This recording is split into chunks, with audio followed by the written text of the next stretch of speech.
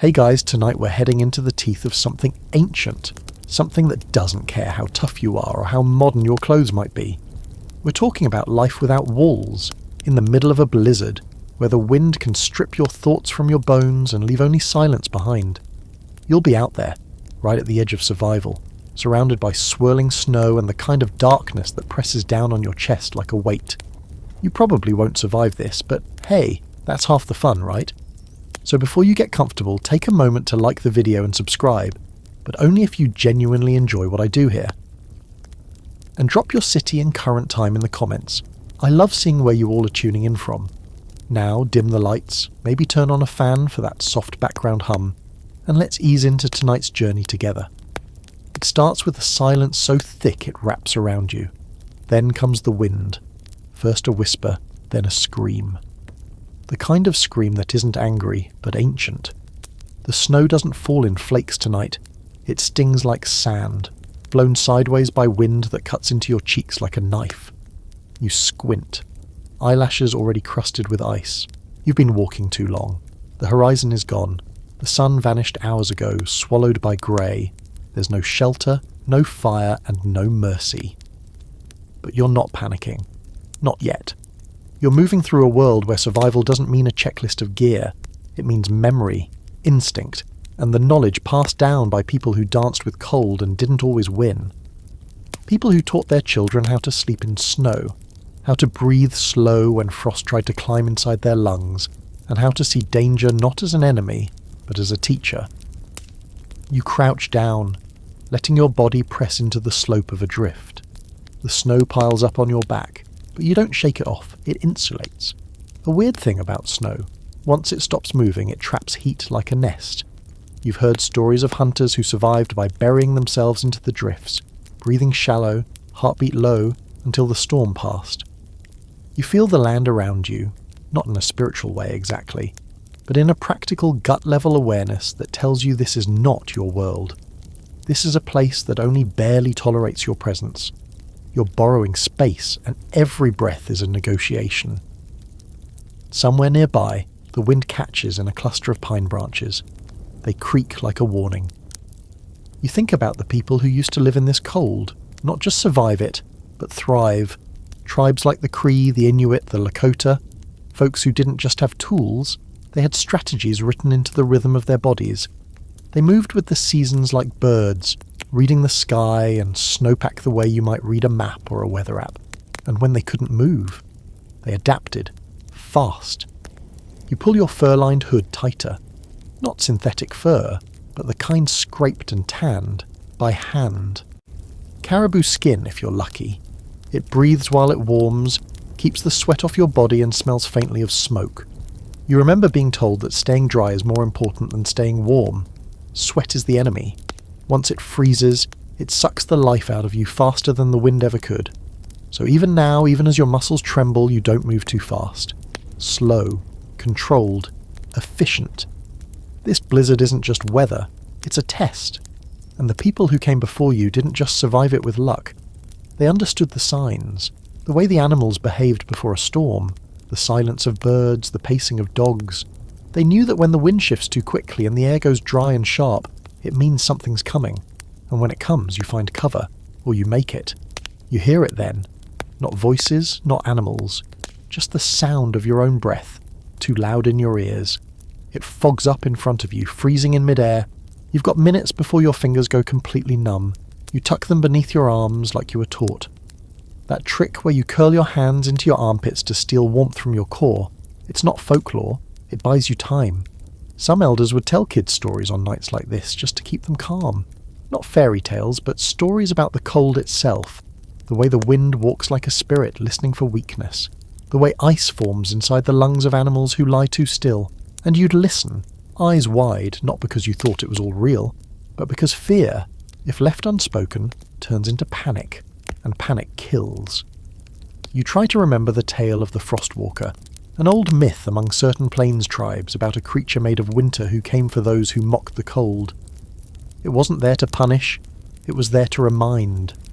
To remind people that surviving the winter wasn't just about having strong legs or good aim, it was about respect. Respecting the season, respecting the animals, respecting each other. You shiver, not from the cold this time, but from the memory of that quiet voice telling the story by firelight, while snow hissed against the lodge walls. Out here, fire is a dream. You have no wood, but maybe you've seen fires built with dried buffalo dung. Maybe you've smelled it burning, acrid, earthy, but warm. Or maybe you're carrying stones heated in a pit hours ago, wrapped in hide to retain warmth just long enough to press them against your chest when the night gets cruel. These aren't modern hacks. These are things passed down because they worked, and because forgetting them meant freezing. Your toes are the first to go numb, then your ears. But you know this. You were taught that once you stop feeling them, it's already too late to save them completely. The blood pulls back from the skin to protect the heart, the lungs, the brain. It's not personal. It's just math. And still, you sit, eyes closed, body quiet, surrounded by ice that wants you silent, too. There's a strange comfort here, a simplicity in knowing that survival is reduced to just being, breathing, waiting, listening. The blizzard doesn't care about you, but you care, and that's the difference. The snow doesn't just fall, it gathers, settles, sculpts. It's quieter now, though not exactly peaceful. The wind has shifted from a howl to a low growl, moving in surges through the trees. You can feel it above you, but where you are, dug into the slope of a drift, you're tucked away, almost cradled. That's the trick. Snow kills, but it also saves. You shift slightly, careful not to collapse your makeshift burrow. You're learning firsthand what native tribes knew for generations. Snow isn't just a blanket, it's architecture. You reach out, brushing at the crusted edge around your little alcove. It feels firm, almost like packed sugar. Not ice yet, but close. The cold stings the tips of your fingers, barely. And then your nerves go dull again. Still, you keep working. Because now the focus is survival through structure. Not building a home, but carving a pause in the storm. Something temporary, something breathable. You dig a little deeper, carving out a low ceiling just high enough to crouch under, then plug the entrance with your pack, your cloak, anything. The goal isn't comfort, it's containment. Keep the heat in, keep the wind out. That's the magic equation. This is a snow cave, or, more traditionally, a quinsy, though that term wouldn't be coined until long after indigenous people had already mastered the technique. You remember the rule: 2 fists of snow above your head, or you risk it caving in and turning your shelter into a tomb. Inside, it's darker than your thoughts, and quieter than any room you've ever been in. But that silence is good. Silence means you're insulated. It means the wind can't find you. And now, you wait. Inuit hunters could spend entire nights in shelters like this. The Gwich'in and Dean might dig their bodies into snowbanks and drape hides over the top. Plains tribes didn't usually have snow caves. They used terrain, dips in the land, hollowed out ravines, anything to shield from wind, trees, if they were lucky. But when caught in open space, it came down to ingenuity. You use what the earth offers. Snow can suffocate, but it can also seal in life. You feel your breath now, warm against your collar, curling back into your face. Your eyelashes are crusted with frost. Your beard, if you have one, is already stiff. The key here is shallow breathing. You don't want condensation building up inside your shelter. If the walls get too wet, they freeze, crack, collapse. A little airflow is crucial. It's a balance, always a balance. Somewhere in the dark above your snowy ceiling, the wind is still alive. You think of the phrase wind shadow, something you once dismissed as poetic. It's not. It's a survival term. A wind shadow is that pocket of stillness created on the leeward side of something, anything, a tree, a ridge, a boulder. It's the dead zone where wind can't touch you. Tribes used it constantly. When crossing open plains during a storm, they knew how to position their bodies, their horses, even their sleds to shield the rest of the group. Children and elders would be placed in the calm centre, wrapped in buffalo robes. The outer layers, young men, strong women, took the brunt. Not because they wanted to, but because it made sense, like wolves in formation. You catch yourself shivering, not the bone-deep kind yet, just the surface-level, muscle-jerk kind. That's okay. Shivering is your body's way of lighting a fire under your skin. But too much. and you burn through energy. So you curl in tighter, press your hands between your thighs, conserve every bit of warmth. Your ancestors weren't just hardy, they were strategic. They knew how to position themselves in sleeping groups, heads inward, feet out. The circle shape was key. It kept the core of the group warm. In emergency shelters, they'd sometimes build low snow walls around their camp stacked by hand, just high enough to break the wind. Nothing fancy. Just a few blocks of defense between life and exposure. You think of how many things had to go right just to survive one storm. And then, because the brain wanders, you remember a strange fringe fact you once heard from an old documentary. Some tribes used fish oil as insulation, not just for lamps, not just for eating, but for waterproofing and sealing seams in hide tents. You imagine rubbing something oily and foul-smelling along the hem of your parka, just to keep the snow from creeping in. It sounds absurd until you consider the alternative. Smelling like fish versus freezing. Easy choice. Your mind drifts again. You think about a debate you read once, between anthropologists, on whether some tribes actually used their snow shelters for spiritual purposes, not just survival.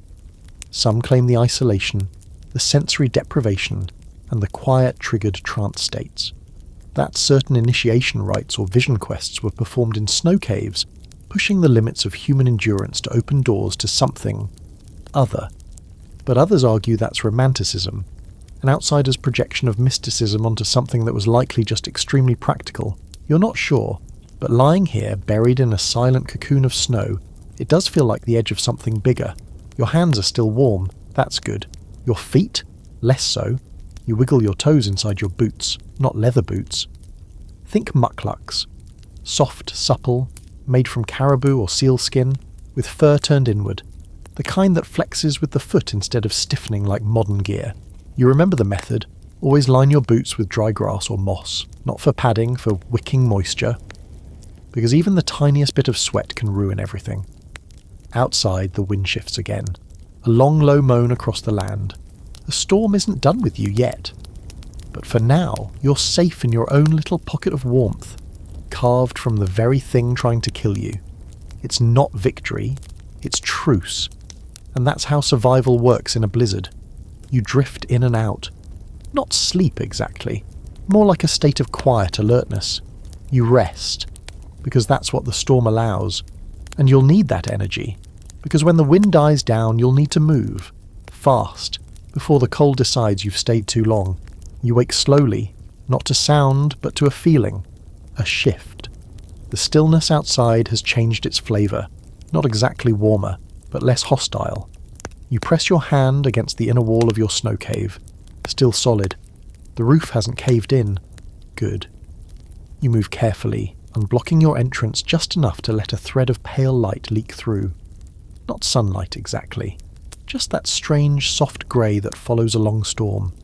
You press your face to the opening, squint into the pale world beyond. The wind is asleep now, its violence softened into a quiet drift. But it's not over. Not yet. You crawl out, testing your legs, which feel like someone else's. Numb, slow to obey. You thump your thighs with your fists, just like you were shown. The pain means the blood is coming back. You stomp your feet, ignore the pins and needles, keep moving. Motion equals heat. Stillness is a trap. There are no trees around. The ground is a white, rolling sea, interrupted only by the distant lumps of snow-covered rocks. You exhale, and the mist rises in a tight cloud before vanishing. You have no fire, but you need one. Not just for heat, but for morale. And in this vast, treeless world, you're going to have to get creative. That's when you remember what many tribes already knew. Fire doesn't always come from trees. In places where wood was rare, like the Great Plains in winter, or up along the Arctic Rim, people adapted. Dried buffalo dung, for instance, burns hot and long. You'd think it'd stink, but once it's dried, it barely smells. Out on the prairie, it was called buffalo chips, prized as fuel, collected and stacked near winter camps like any precious resource. And in the far north, Inuit hunters burned fat, seal oil, whale blubber, in soapstone lamps called kalik, which gave off steady warmth, enough to heat small igloos and cook simple meals. You look around now and wonder what you could possibly use. No buffalo dung here, no trees, but maybe stones. Not to burn, obviously, but to hold heat. If you had time and a little sun, you could gather dark rocks, heat them with whatever fuel you could scrape together, and then tuck them into your furs for hours of radiant heat. It's not fire, but it's fire's clever cousin. But there's a problem. You have no fuel, no dried dung, no fat, no moss, nothing to burn. And this is a real scenario. Many native travellers, scouts and hunters dealt with this exact moment. No fire, no hope of one, just your body heat and maybe a few tricks passed down from your grandparents. You settle into a crouch and begin rubbing your hands together, not because it's effective, but because it's something to do, something rhythmic. Then you remember another strategy. Fire by friction, but not in the way most people imagine. While rubbing two sticks together can work, it requires extremely dry wood and lots of time. Tribes developed better ways. The bow drill, for instance, was used by various groups across North America. A curved stick strung with sinew or rawhide looped around a spindle. When used right, it spins fast and steady, drilling into a baseboard to create an ember. It's brilliant, and completely useless to you right now, because you don't have any wood. This is when you remember something more fringe, almost mythical. There were reports of some northern tribes using ice to start fire. That's right, ice. The trick was carving a piece of clear, hard ice into the shape of a lens, like a magnifying glass. In the right light, with steady hands, you could focus the sun's rays onto dry tinder and spark a flame.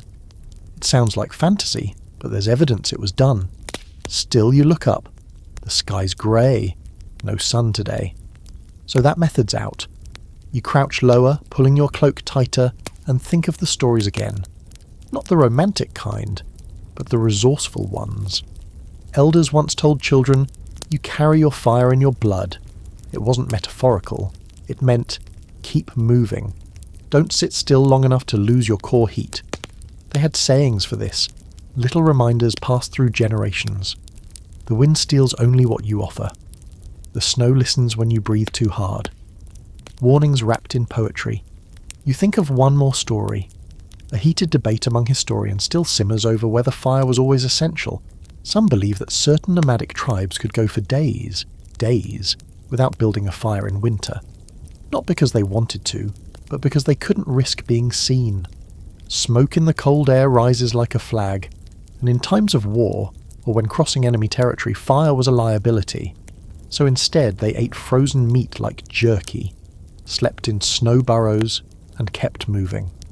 The only warmth came from within, and from each other. You stand again, flexing your fingers until they ache. You stomp out a circle in the snow and begin piling snow around it. Not to build shelter. This time, it's a windbreak. Even a short wall can make a huge difference when you're desperate. You pile your cloak over the top and crouch behind it, trying to form a barrier. Even if you can't build a fire, you can trap the heat you do have. You take stock of your body, still shivering, but not violently. That's a win. Your lips are cracked, your eyes sting, but you're thinking clearly, and that's the first thing that cold takes when you're not careful. Your mind, so you hum, just a little. Nothing. Melodic, just vibration. The sound fills your chest. Warmth comes in strange ways, and in that moment you realize fire isn't always about flame. It's about function, and sometimes survival means redefining what warmth looks like. Maybe it's a shared song. Maybe it's body heat. Maybe it's the will to keep your feet moving through a world that wants you still. You press your back to your little wall of snow, glance at the horizon. Still grey. Still no sun, but your breath keeps rising. You're still here, and for now, that's enough. Your body starts speaking before your brain does. The stiffness in your joints turns to tremors, small ones at first, then bigger. Your muscles feel like overstretched cords, tight and twitching, like they're trying to shake off the cold themselves. You know the signs. Shivering that gets worse before it gets better isn't a good thing. You've crossed into that twilight place where the cold seeps past your skin and starts messing with your core, trying to barter heat from your organs. But you've still got tricks up your sleeve, or rather, you've still got your body, and how you use it might be the only thing that saves it. You move again. Not walking, just repositioning. You sink back into your shelter and drop down, curling tightly, knees to chest. It's instinctual, but also strategic. This position, sometimes called the heat escape lessening posture in modern survival lingo, was something indigenous tribes already understood intuitively. Curl in, conserve. Every inch of exposed skin is an invitation to lose warmth. The less surface area, the better. But in a true whiteout, or during a sudden stop on a long trek, curling up alone wasn't always enough. That's where something wonderfully human comes in. You're not meant to survive this night solo. Native tribes understood that long before we had charts about hypothermia and body temperature loss. People slept in piles, not because they were trying to be cozy, but because it worked. The more bodies in contact, the better. Warmth in this context is democratic. Everyone gives, everyone gets. So you picture it. 5, 6, maybe 10 people, huddled together like sled dogs in the snow. Elder in the centre, younger folks circling, kids tucked into any available crease of warmth. Layers of furs between, around, and over. Your breath doesn't float away. It fills the shared space, making it warmer, wetter, human. In some tribes, specific positions were assigned, not for comfort, for efficiency. Tallest on the windward side, the young and old buffered in the middle. It wasn't cuddle culture, it was engineering. And clothing? Not an accessory, a survival system. You think about what you're wearing. Not synthetics, not nylon. You're wrapped in hide, maybe deer, maybe elk. Or in harsher regions, you'd be layered in caribou, skin side out, fur side in. That detail mattered. Caribou fur traps air better than most, and the hair is hollow, like tiny straws. It doesn't just insulate, it breathes. And breathability is key when you're sweating in sub-zero air. You start to get why fur was sacred, why tanning hides was a holy process. Every stitch in your clothing is a negotiation between the natural world and your fragile heat. Some tribes lined their clothing with grasses or moss, not for padding, but to wick moisture. Socks of woven reeds, gloves fashioned from seal gut, boots, soft-soled, made to flex with the snow beneath your feet. Everything was layered, air trapped between garments like insulation in a modern wall. One layer gets damp, shed it. Dry it under your outer robe or next to your belly. Warmth is not static. It's active, responsive, intelligent. Sleeping on the ground? Absolutely not. The earth might look peaceful under all that snow, but it's a thief. It pulls heat downward, fast. Indigenous people figured that out early. Sleeping directly on the ground was suicide by slow drain. So they laid down boughs of spruce, pine, or sage if they were available. Anything to create a barrier. In treeless regions, snowshoes or sleds were flipped upside down to create raised platforms. Anything that elevated the body even an inch meant extra minutes of warmth. And you remember something unusual. In some Arctic communities, people slept with a thin stone or metal plate near their chest. Why? Because it would frost up from breath, and that frost served as a visual warning. If it stopped frosting, it meant your breathing had slowed dangerously. A cold weather heart monitor, in its own strange way. Genius, right? Right now, though, it's just you, alone. You curl tighter, but the cold keeps tapping at your thoughts. You try to distract yourself. Let the brain wander toward stories again. There's one, an old tale told by the Lakota, about a boy who challenged the winter spirit to a duel. Not with weapons, but with endurance. They took turns, one blowing cold, the other lighting small fires, back and forth. The story ends not with victory, but compromise. The boy survives the night, and in the morning the spirit lets him go, saying, "You've learned to respect me." Respect. That's the thread that runs through all of this. You don't beat the cold, you don't outmuscle it. You learn to work with it, move with it, sleep with it. Like a dangerous animal you have to share a bed with. There's a scholarly debate you once came across. Archaeologists arguing whether early North American tribes truly slept through these nights, or whether they took turns keeping watch, moving in shifts to stay warm and alert. The evidence is murky. Some say small groups would rotate who sat up, keeping the fire, if there was one, alive, guarding against predators. Others argue that in true whiteouts, everyone shut down, entering a state of near hibernation. That mental shutdown you feel, that groggy drifting sensation, it's not weakness, it's adaptation. You fight to stay in the present. One finger twitches, then another. You press your hands between your thighs again, this time squeezing them hard, creating a pocket of warmth and friction. You count your breaths, 5 in, 5 out. You speak aloud, just to hear something, anything, besides wind and the whisper of your own heartbeat. Still here. It feels good to say, like planting a flag. And then you imagine the others. Not metaphorically. Really imagine them. Your group curled around you. The elder with his heavy cloak. The child curled at your side, hand on your ribs. The hunter whose breath rises in short huffs beside you. Their warmth not imagined, but shared. You don't need a fire. You are the fire. All of you. You close your eyes, just for a moment. And in the dark you see the soft shapes of people who knew this world long before you, breathing quietly beside you, wrapped in fur under stars you can't yet see. You've stopped feeling your nose, that's not ideal. Not panic-worthy yet, but you know the signs. First it tingles, then it burns, then nothing. Numbness is the final stage before frostbite starts creeping in like a thief. You rub at your face gently at first, then with more insistence. You've heard the old warning, don't rub frostbitten skin. It can make things worse. But right now, you're not frostbitten, not yet. Just flirting with it. And flirting with frostbite is like flirting with a bear. Cute for a second, then suddenly there's a tooth in your femur. You focus on your core. That's the only place that matters now. Your internal fire. The warmth that keeps your blood moving, your brain clear. That fire needs fuel and your stomach is empty. And that's dangerous. Cold doesn't just wear you down, it eats you from the inside out. Every shiver, every breath burns calories, and the colder it gets, the faster your body runs out of fuel. So now your biggest threat isn't wind or snow or even time. It's hunger. You reach into your pack, or maybe your pouch, your coat, wherever you've stored it, and pull out a small wrapped bundle. Not much. But if you're lucky, it's fat. Animal fat.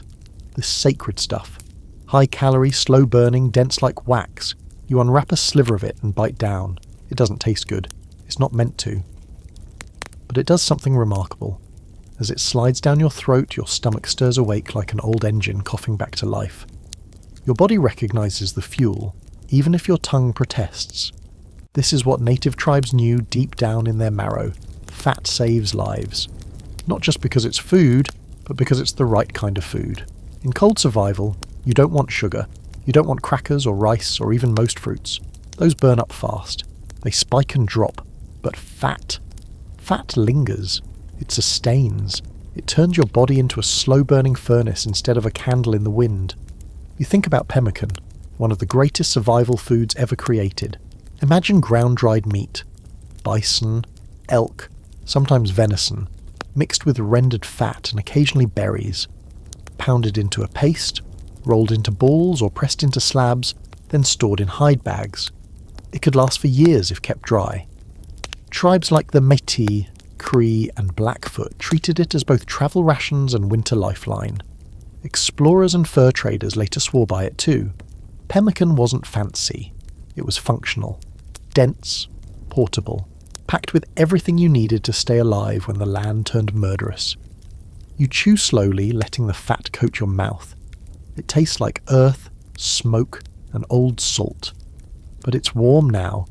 You feel it spreading outward, like embers under your ribs. One more bite. That's all you've got, so you savour it.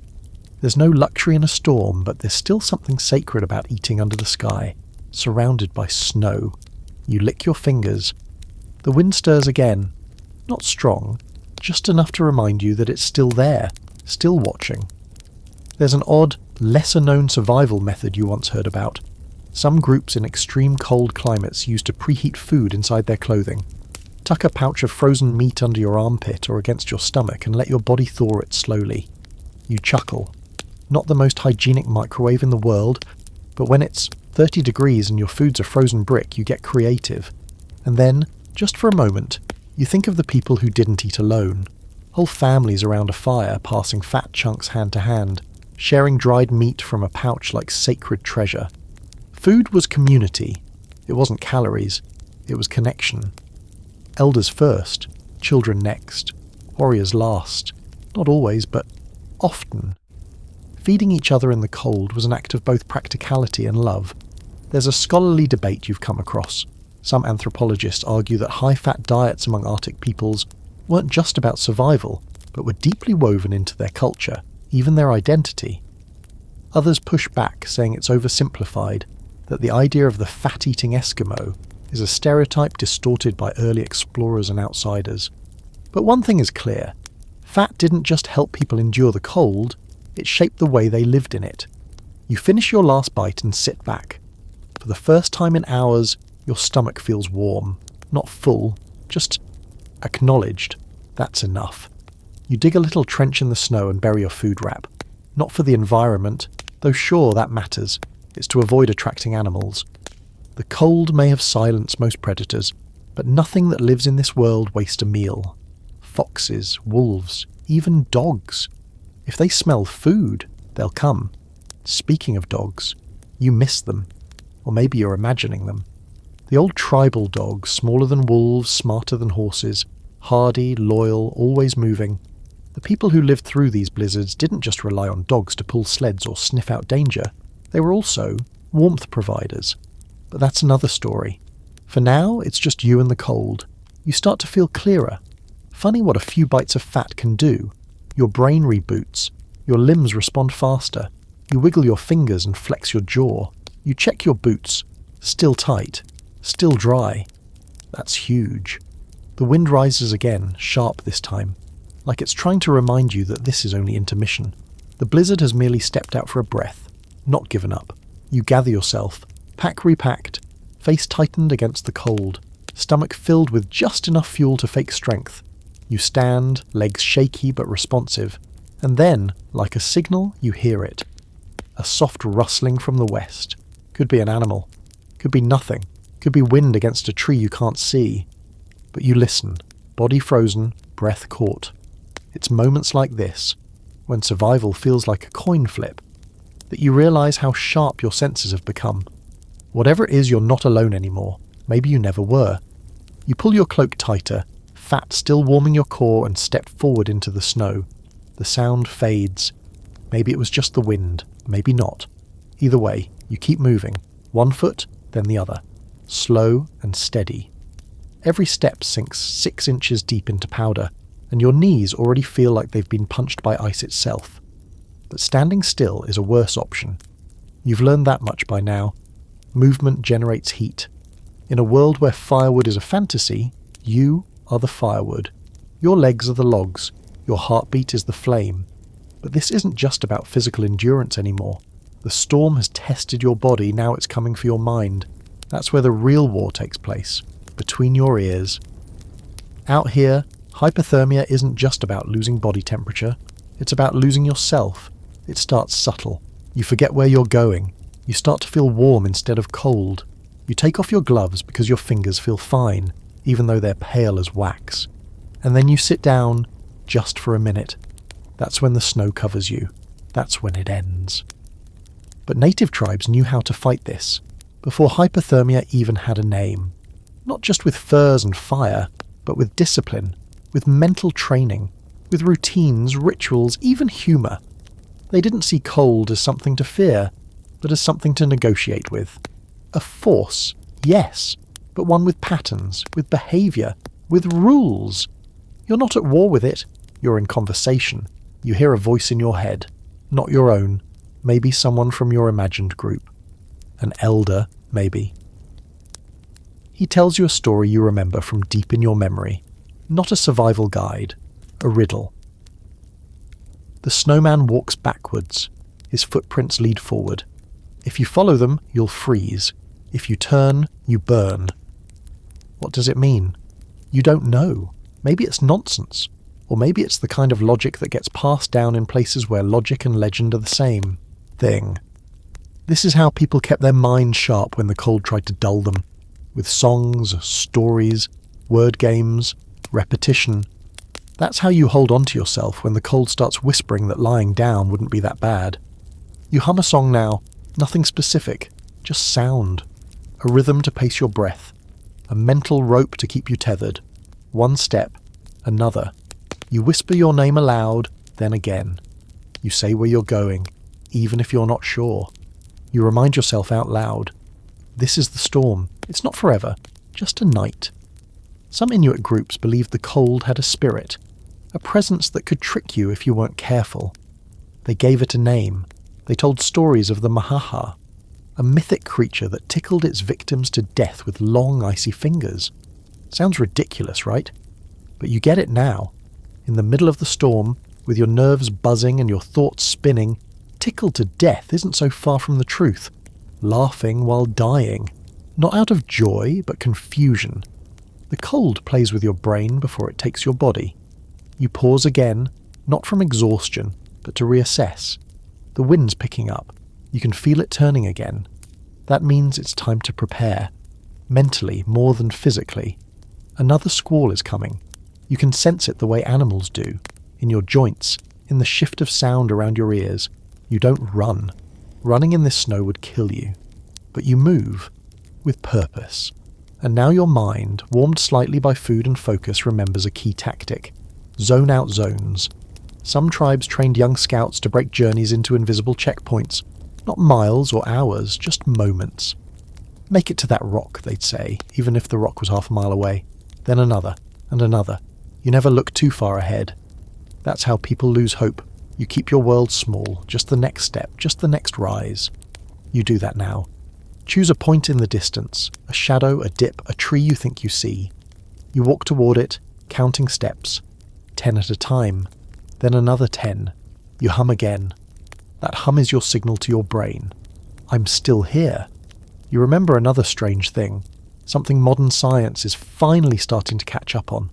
Certain tribes trained their bodies to shift heat toward vital organs under extreme cold. Not magic, not supernatural, just control. Slower breathing, stillness when needed, movement when necessary, like breathing through labour or focusing through pain. There are even theories that some practiced versions of what we now call Jitomo, heat meditation, a real thing, documented, controlled breathing, visualization, muscle tensing. You don't need the full ritual now, but you try something close.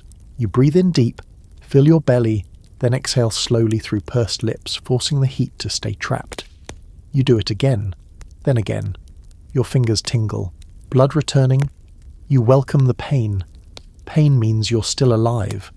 The cold is still here, though, crouched on your shoulders, clinging to your calves. But you're not drowning in it anymore. You're swimming in it. And that's different. You crest a small hill, barely a rise, but it feels like Everest right now. The sky above you is turning darker. The storm hasn't passed. It's just breathing. But from up here, you spot something. Could be a path, or just a line where the snow's been swept clean by wind. Either way, it gives your brain a reason to keep moving. A destination. A next point. And that's the real secret. Survival isn't just a checklist. It's a mindset. Keep the mind sharp, and the body follows. You stay awake, stay alert, and the cold can't seduce you into surrender. That's what tribes taught. That's what they lived. Cold doesn't kill you in a single blow. It wears you down with whispers. You just have to keep saying no louder than it can say sleep. You shift your pack, shoulders sore, back tight, but you grin. Just a little. Not because you're warm, but because you're winning. And for now, that's enough. Your knees feel like rusted hinges, and your face has gone from numb to raw to something past pain. Like the cold isn't biting anymore, just chewing slowly. You press your hands to your cheeks, more to check that they're still attached than for any comfort. They are. Good enough. But now it's time to talk about the only real line of defense you have left against this weather, your clothing. And let's be clear, if you were out here in jeans and a nylon jacket, we wouldn't even be having this conversation. You'd be an ice sculpture by now, featured in a museum titled Don't Do That. But instead you're wearing survival tech from thousands of years ago. And it works. In fact, in some ways it works better than modern materials. Native tribes didn't need waterproof zippers, or Gore-Tex, or those space-age puff jackets with heating coils. They had animals, bone needles, and the knowledge of how to turn hides into heat shields. Let's start from the inside out. Your base layer isn't cotton. It never should be. Cotton gets wet and stays wet. You might as well wrap yourself in snow. Instead, you're wearing something like rabbit fur, or woven grasses if you're from a warmer tribe facing an early frost. But here, in this deep cold, it's fur. Caribou, maybe. Or maybe you're lucky enough to have ermine. Soft, warm and flexible. Either way, this layer hugs close, keeps your sweat from freezing against your skin, and lets air circulate without stealing your heat. Above that is leather. Tanned and smoked, not chemically treated. There's a reason many tribes smoked their hides. It wasn't just about preserving them. The smoke particles soaked into the skin, making it more water-resistant and less prone to rot. That scent, earthy, sharp, a little sweet, isn't just nostalgic, it's survival. And bonus, it keeps bugs away in the summer. Not that you're worried about mosquitoes right now. Then comes the fur, on the outside, facing out. Yes, that's right. Some tribes reversed their hides in winter. Caribou fur is hollow. That means it traps air better than solid hair and adds an extra layer of insulation. If you wear it fur side in, you keep the warmth close. Fur side out, you block wind and snow. The most clever approach, double layers, reversed. Fur in, fur out, like a toasty mobile igloo. Stitched together with sinew, dried animal tendon, you'd be wearing clothes that move with you, that breathe, and most importantly, that dry fast when needed. That's a huge deal. Wool might keep you warm when wet, sure, but sinew-threaded hides, they dry while you walk, they flex with your body, and they don't freeze solid unless you do. You reach down and tug at your boot. It squeaks slightly against the snow. You're wearing mucklucks, boots perfected over centuries by Arctic peoples. The sole is soft. Yes, soft. So you can feel the terrain beneath your feet. That feedback helps you avoid twisting an ankle on hidden rocks or sliding on ice.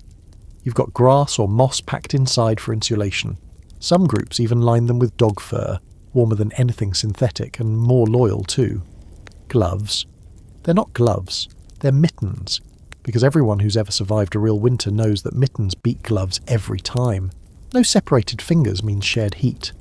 Inside your mittens you might even have smaller ones like nested dolls of warmth. Or maybe you're using the old trick, hands inside sleeves, sleeves tied shut, arms crossed under your robe. It looks awkward, it works.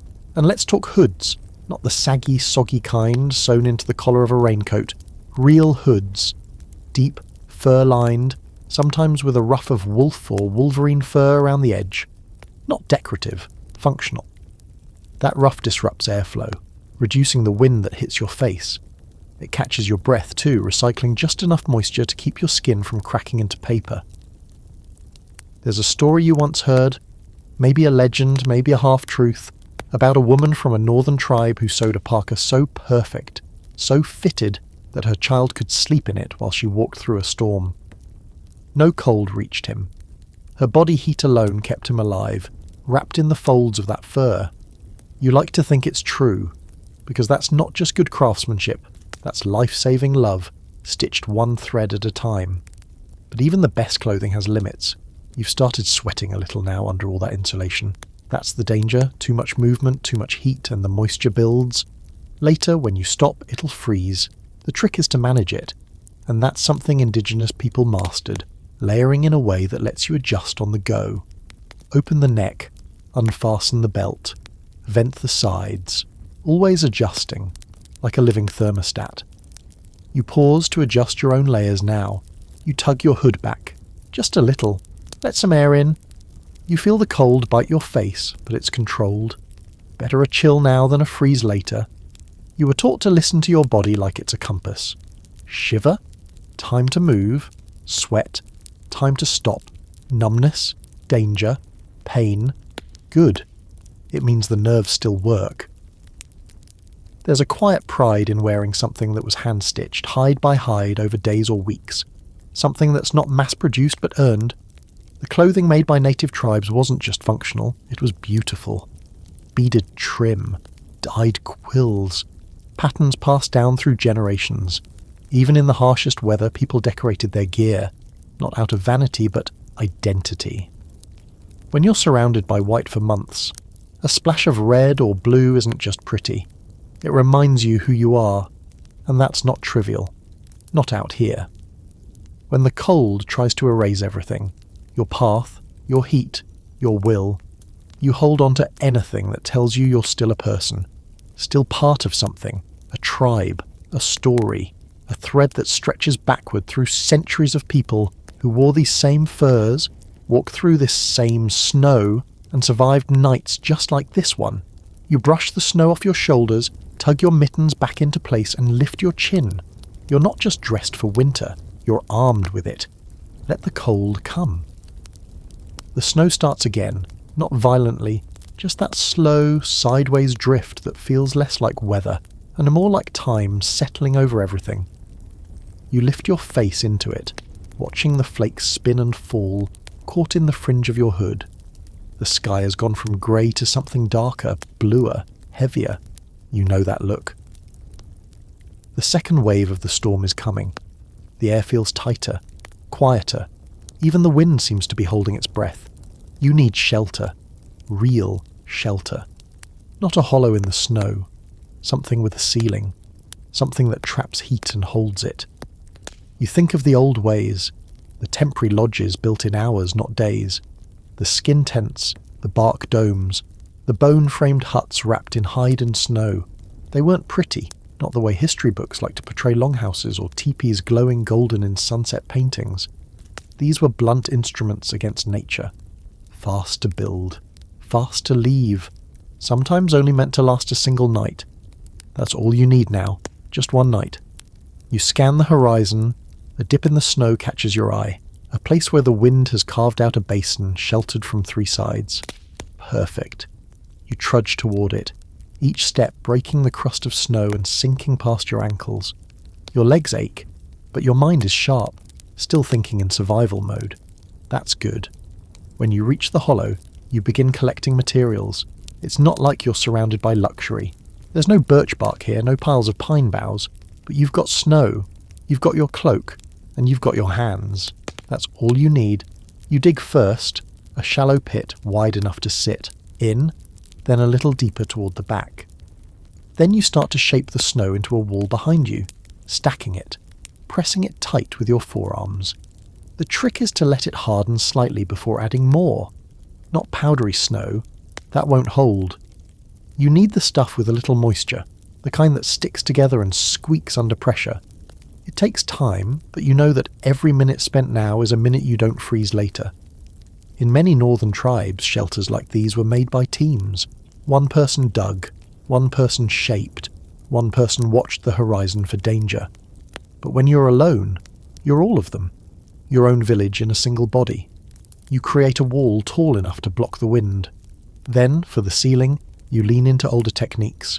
You set your pack to one side, find a bent branch you've carried, half utility, half walking stick, and stretch your cloak over it, securing the edges with snow. It's crude, but functional. The cloak dips low in the middle, but not enough to collapse. It holds. And underneath it all, you sit in your scooped-out pit, now protected on three sides and covered above. This is your emergency lodge. A snow hideout, not beautiful, but quiet. The cold doesn't scream in your ears anymore. It whispers. You feel your breath swirl around your collarbone, and for the first time in hours, the air near your face is slightly warmer than the air outside. It's not comfort, it's not luxury, but it's shelter. You remember stories about buffalo hide lodges used by plains tribes, where the entire structure could be packed up and moved in under an hour. Speed was survival. Those hides, stitched with sinew, weighted at the base with stones, wrapped around wooden poles, could withstand brutal wind. Smoke holes were cut into the top, not just for fire, but for breath. Without ventilation, people suffocated long before they froze. Your own little snow shelter doesn't need a smoke hole, but the principle still applies. You poke a vent hole near the top where the cloak dips. Just a small one. Enough to let carbon dioxide escape and fresh air sneak in. It feels primitive, but smart. You know what happens to people who forget this step. Sleep becomes suffocation. The cold isn't always the killer. Sometimes it's silence. There's a fringe theory that gets tossed around in anthropological circles that some tribes in high snow regions used layered shelters. First a shallow snow pit, then a frame of bone or branches, then layers of hides or even frozen meat slabs on the outside to block wind. It sounds absurd at first. Who builds a house out of meat? But when it's 40 and you have carcasses from a recent hunt, you use what you've got. The meat freezes solid. It becomes a wall. Later, when the storm passes, you eat it. Nothing is wasted. The idea makes you chuckle a little, living inside your future dinner, but honestly, you'd take it. You huddle now, hands tucked inside your coat, feet pulled beneath your knees. The air inside your shelter is cold but still. Your breath forms a slow fog that hangs instead of vanishing. That's a good sign. No drafts, no leaks. You're starting to build up your own microclimate.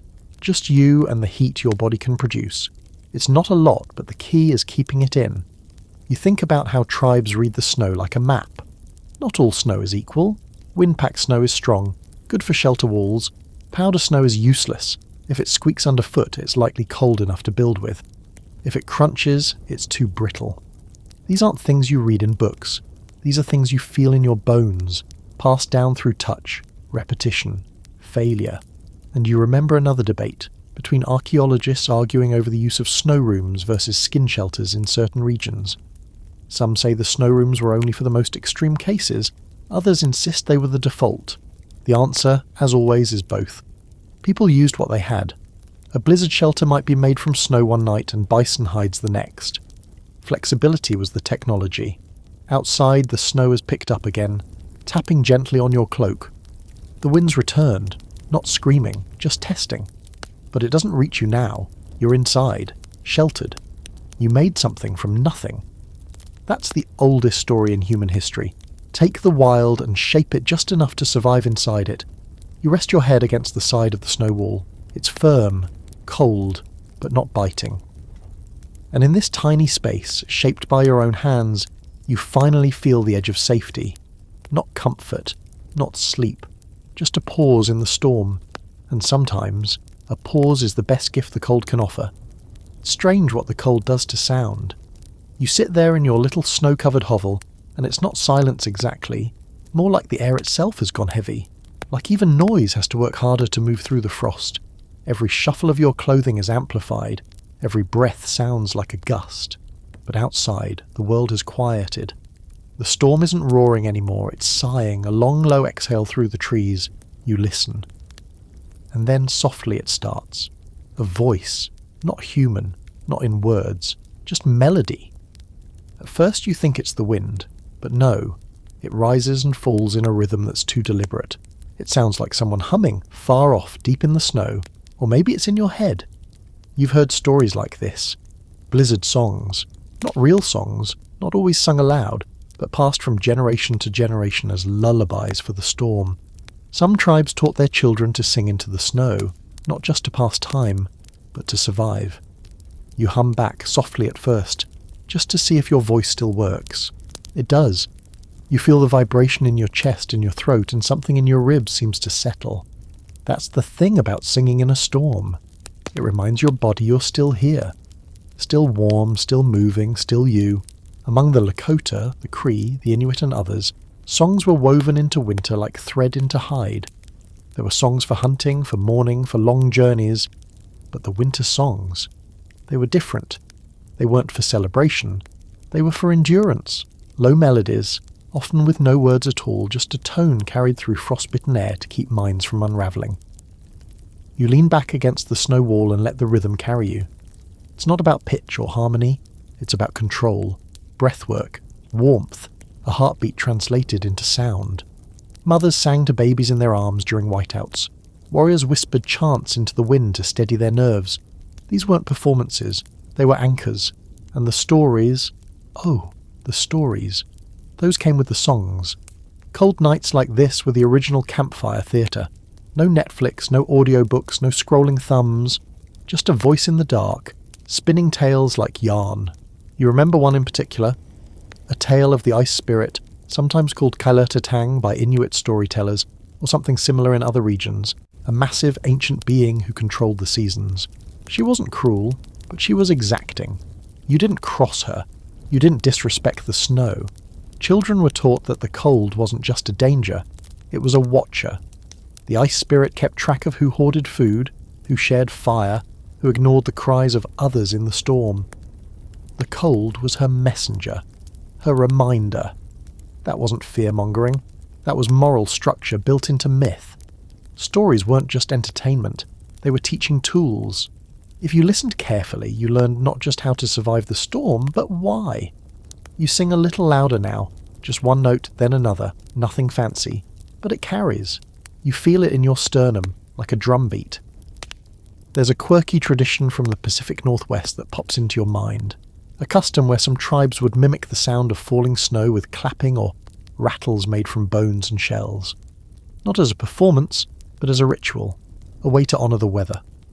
You picture a circle of people in furs, hands tapping together gently, snow falling around them like a blessing and a threat. Not begging for mercy, just acknowledging its presence. You do the same now, in your own way. A nod, a hum, a surrender without weakness. The snow isn't your enemy, it's just the price of being out here. And yet, for all the songs and stories, scholars still argue over how much of this oral tradition was passed down accurately.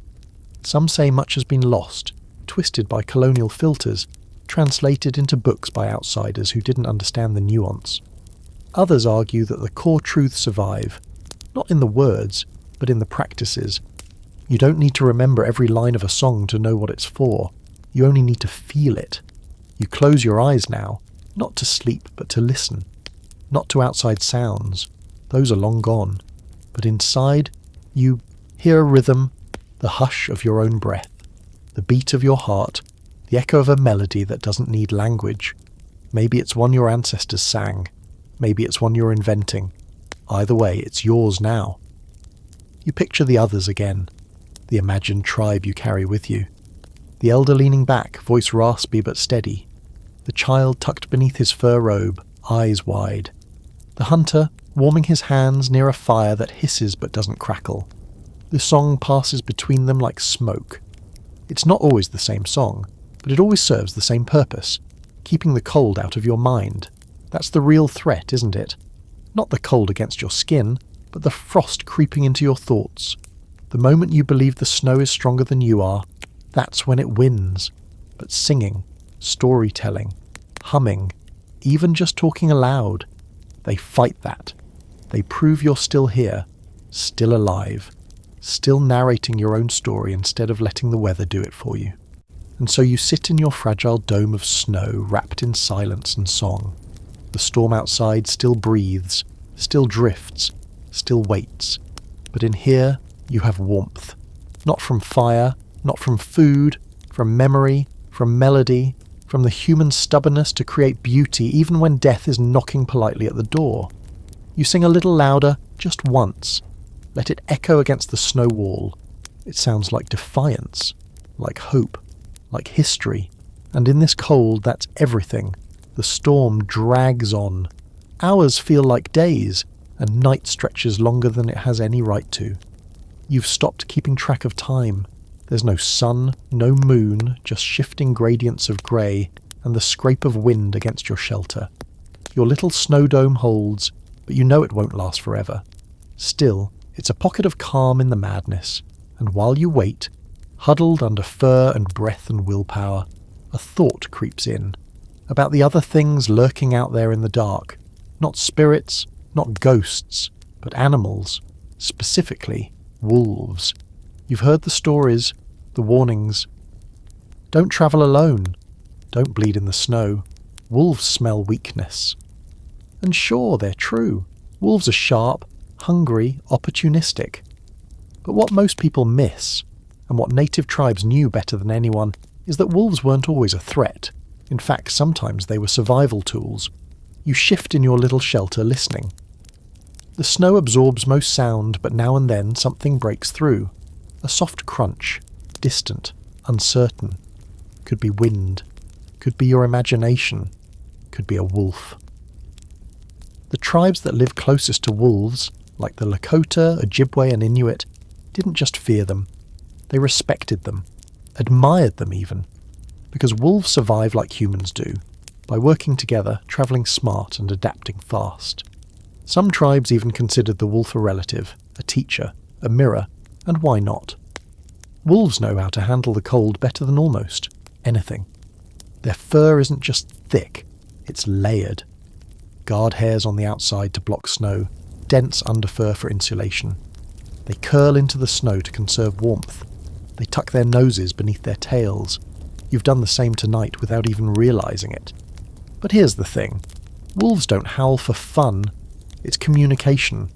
They map their territory with sound, warn each other of threats, rally the pack when one strays too far.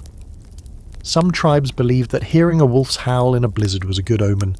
It meant you weren't the only one out here. You weren't alone. That crunching noise again. Closer now. You don't panic. You listen. There's an old story, told across several tribes in different forms, about a traveller caught in a storm much like you are now. He's freezing, starving, half lost, and then he sees a wolf. Not a pack, just one. It stares at him. Doesn't run. Doesn't snarl. Just watches. And when the traveller moves, the wolf moves too. Not toward him, just alongside, like a shadow. Eventually the wolf leads him out of the white, back to camp, to fire, to warmth. The lesson wasn't subtle. Sometimes salvation comes wearing teeth. Modern people hear that and roll their eyes. Wolves as guides, wolves as babysitters. But there's an open debate in the scientific community, especially among anthropologists, about the ancient relationship between wolves and humans. The idea that the bond between man and dog started long before domestication. That early humans learned from wolves before they learned to tame them, by watching, mimicking, travelling behind their packs and copying their behaviour. Even now you find yourself doing it, listening, watching, curling your body like theirs, marking your space with scent and movement. You're not becoming an animal, you're remembering one. The wind shifts, and you catch it. A low growl, not hostile. A rumble in the dark. You peer through a crack in your snow wall. Just shadows, but something moves, just at the edge of visibility. Then stillness. Then a shape, four-legged, broad-shouldered, quiet as breath. A wolf. It stands there for a long moment, head low, tail down, not aggressive, just observant, like it's cataloguing you. You don't move, you don't reach for a weapon. What would be the point? Wolves don't waste time on the strong, and right now, wrapped in furs and silence, you don't look like prey. You hold eye contact for 3, maybe 4 seconds, then it turns and melts into the snow. No sound, no drama, just gone. You exhale slowly, not because you were afraid, but because you understand something now. You're not the only one surviving this night, and you're not the only one watching. In some tribes, wolves were considered spirit guides, not in a dreamcatcher on a t-shirt way, in a practical way. You follow their tracks to find food. You watch their patterns to predict weather. You observe their kills to learn where prey was hiding. A wolf pack howling near your winter camp wasn't just background noise, it was intelligence. There's even a strange fringe belief, less scholarly and more whispered, that some medicine people could speak with wolves. Not in English, not in words, just understanding. You move, I move. You're hungry, I'm hungry. Don't fight, just follow. Who knows if it's true? But you believe in the power of knowing when not to be afraid. You sit back against the snow, listening again. No more movement. The wolf's gone. But the space it left behind feels full, like something was exchanged. Not debt, not fear, just mutual acknowledgement. Outside, the snow thickens again. Your shelter creaks as a new gust presses against it. You brace for a collapse, but it holds, just barely. And now, in the dark, you whisper. Not a song this time, but a story. The one about the traveller and the wolf. You speak it like a prayer, like an offering to the wind. Not for protection, not for guidance. Just to remember, to say, I'm still here, I'm still learning. Because in the cold, it's not just warmth that saves you. It's knowing you're part of a bigger world. Even if that world is covered in fur and fangs, the storm doesn't stop. It changes, eases for a breath, then surges back with that relentless sideways sweep of snow that scrapes your skin and fills your ears like sand in a tide. But now you know its rhythm. It's not chaos. It has a pulse, a method, like a living thing testing your patience. And so, you let it roar. You stay low, tucked beneath your crude shelter, letting time pass without resisting it. Because your moment is coming.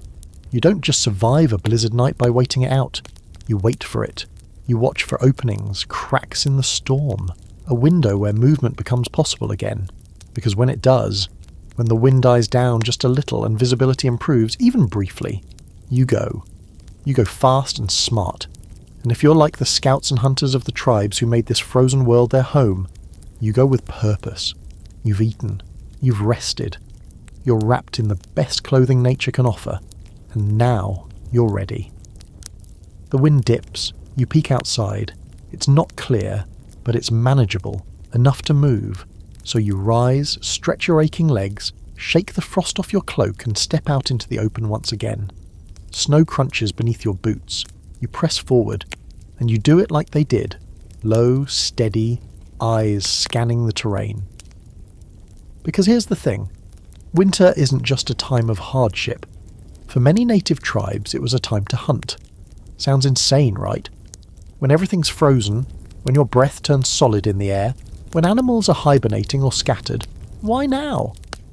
But winter had its secrets, and those who knew how to read the snow could turn it into an advantage. You scan for tracks, subtle as ghost prints. The snow reveals everything. A rabbit's panicked leap, a fox's quiet trot, a deer's wide hooves punching through crust. You learn to see not just what passed, but when. Fresh snow inside a track. That animal moved an hour ago. No snow in the print. Minutes. You are a tracker now. Not by trade, by necessity. You come across a trail, light, weaving, quick. Could be a snowshoe hare. You crouch, fingers brushing the edges of the tracks. Wide paws, deep toe marks. It's fresh. You begin to follow. Not because you expect a feast, but because any meat matters. Even a single rabbit means fat, protein, survival. Some tribes use snares. Simple, elegant traps made from rawhide or twisted sinew, strung low in common paths. In dense woods, those traps were placed along funnel points, natural corridors animals were forced to use. But out here, in open snow, you become the snare. You stalk low, letting your body blend with the white. The key is silence. And something else too. Placement. You've heard it before. Hunting in snow is about patience and position. You don't chase, you wait. You use the storm like a net. In fact, winter hunting often happened during a storm, not after. That's the counterintuitive brilliance of it. The wind masks your scent. The snow softens your footsteps. Animals are more predictable. They bed down, move slowly, avoid unnecessary energy burns, and that makes them vulnerable. You think about how the Inuit hunted seals. No rifles, no waiting for a flipper to poke up. They'd find the breathing holes, small dark pits in the ice where seals surfaced for air. Then they'd wait, sometimes for hours, sometimes for days. A harpoon ready, motionless, listening to the breath beneath the ice. One strike, if timed right, fed a family. That kind of stillness takes more than skill. It takes belief. Patience as a lifestyle. You follow the hare's trail now, slow and smooth, not pushing too hard. It zigzags, then doubles back. A panic move. It knows it's being followed. You stop, and that's when you see it. Just ahead, half buried in the drift, ears twitching. Not running, resting. Maybe it thinks it lost you. You take a deep breath. Your fingers go to the leather thong around your waist. You're not carrying a gun. You're carrying something more honest. A simple throwing stick. Crude. Effective. You lift it slowly, quietly, aim, breathe, then throw. It arcs through the air, slicing snowflakes as it moves. A thud, a flurry, silence. You rush forward, not recklessly, just fast enough to finish what you started. The hare's body lies still now. You kneel beside it, hand trembling, but not from the cold this time, from the adrenaline. You whisper thanks, not out of superstition, out of gratitude. That's something modern hunting often forgets. In most native cultures, the kill was never just an act, it was an exchange. You didn't just take life, you acknowledged it. Some tribes left offerings, a braid of grass, a whispered word, a promise to use every part. Nothing wasted.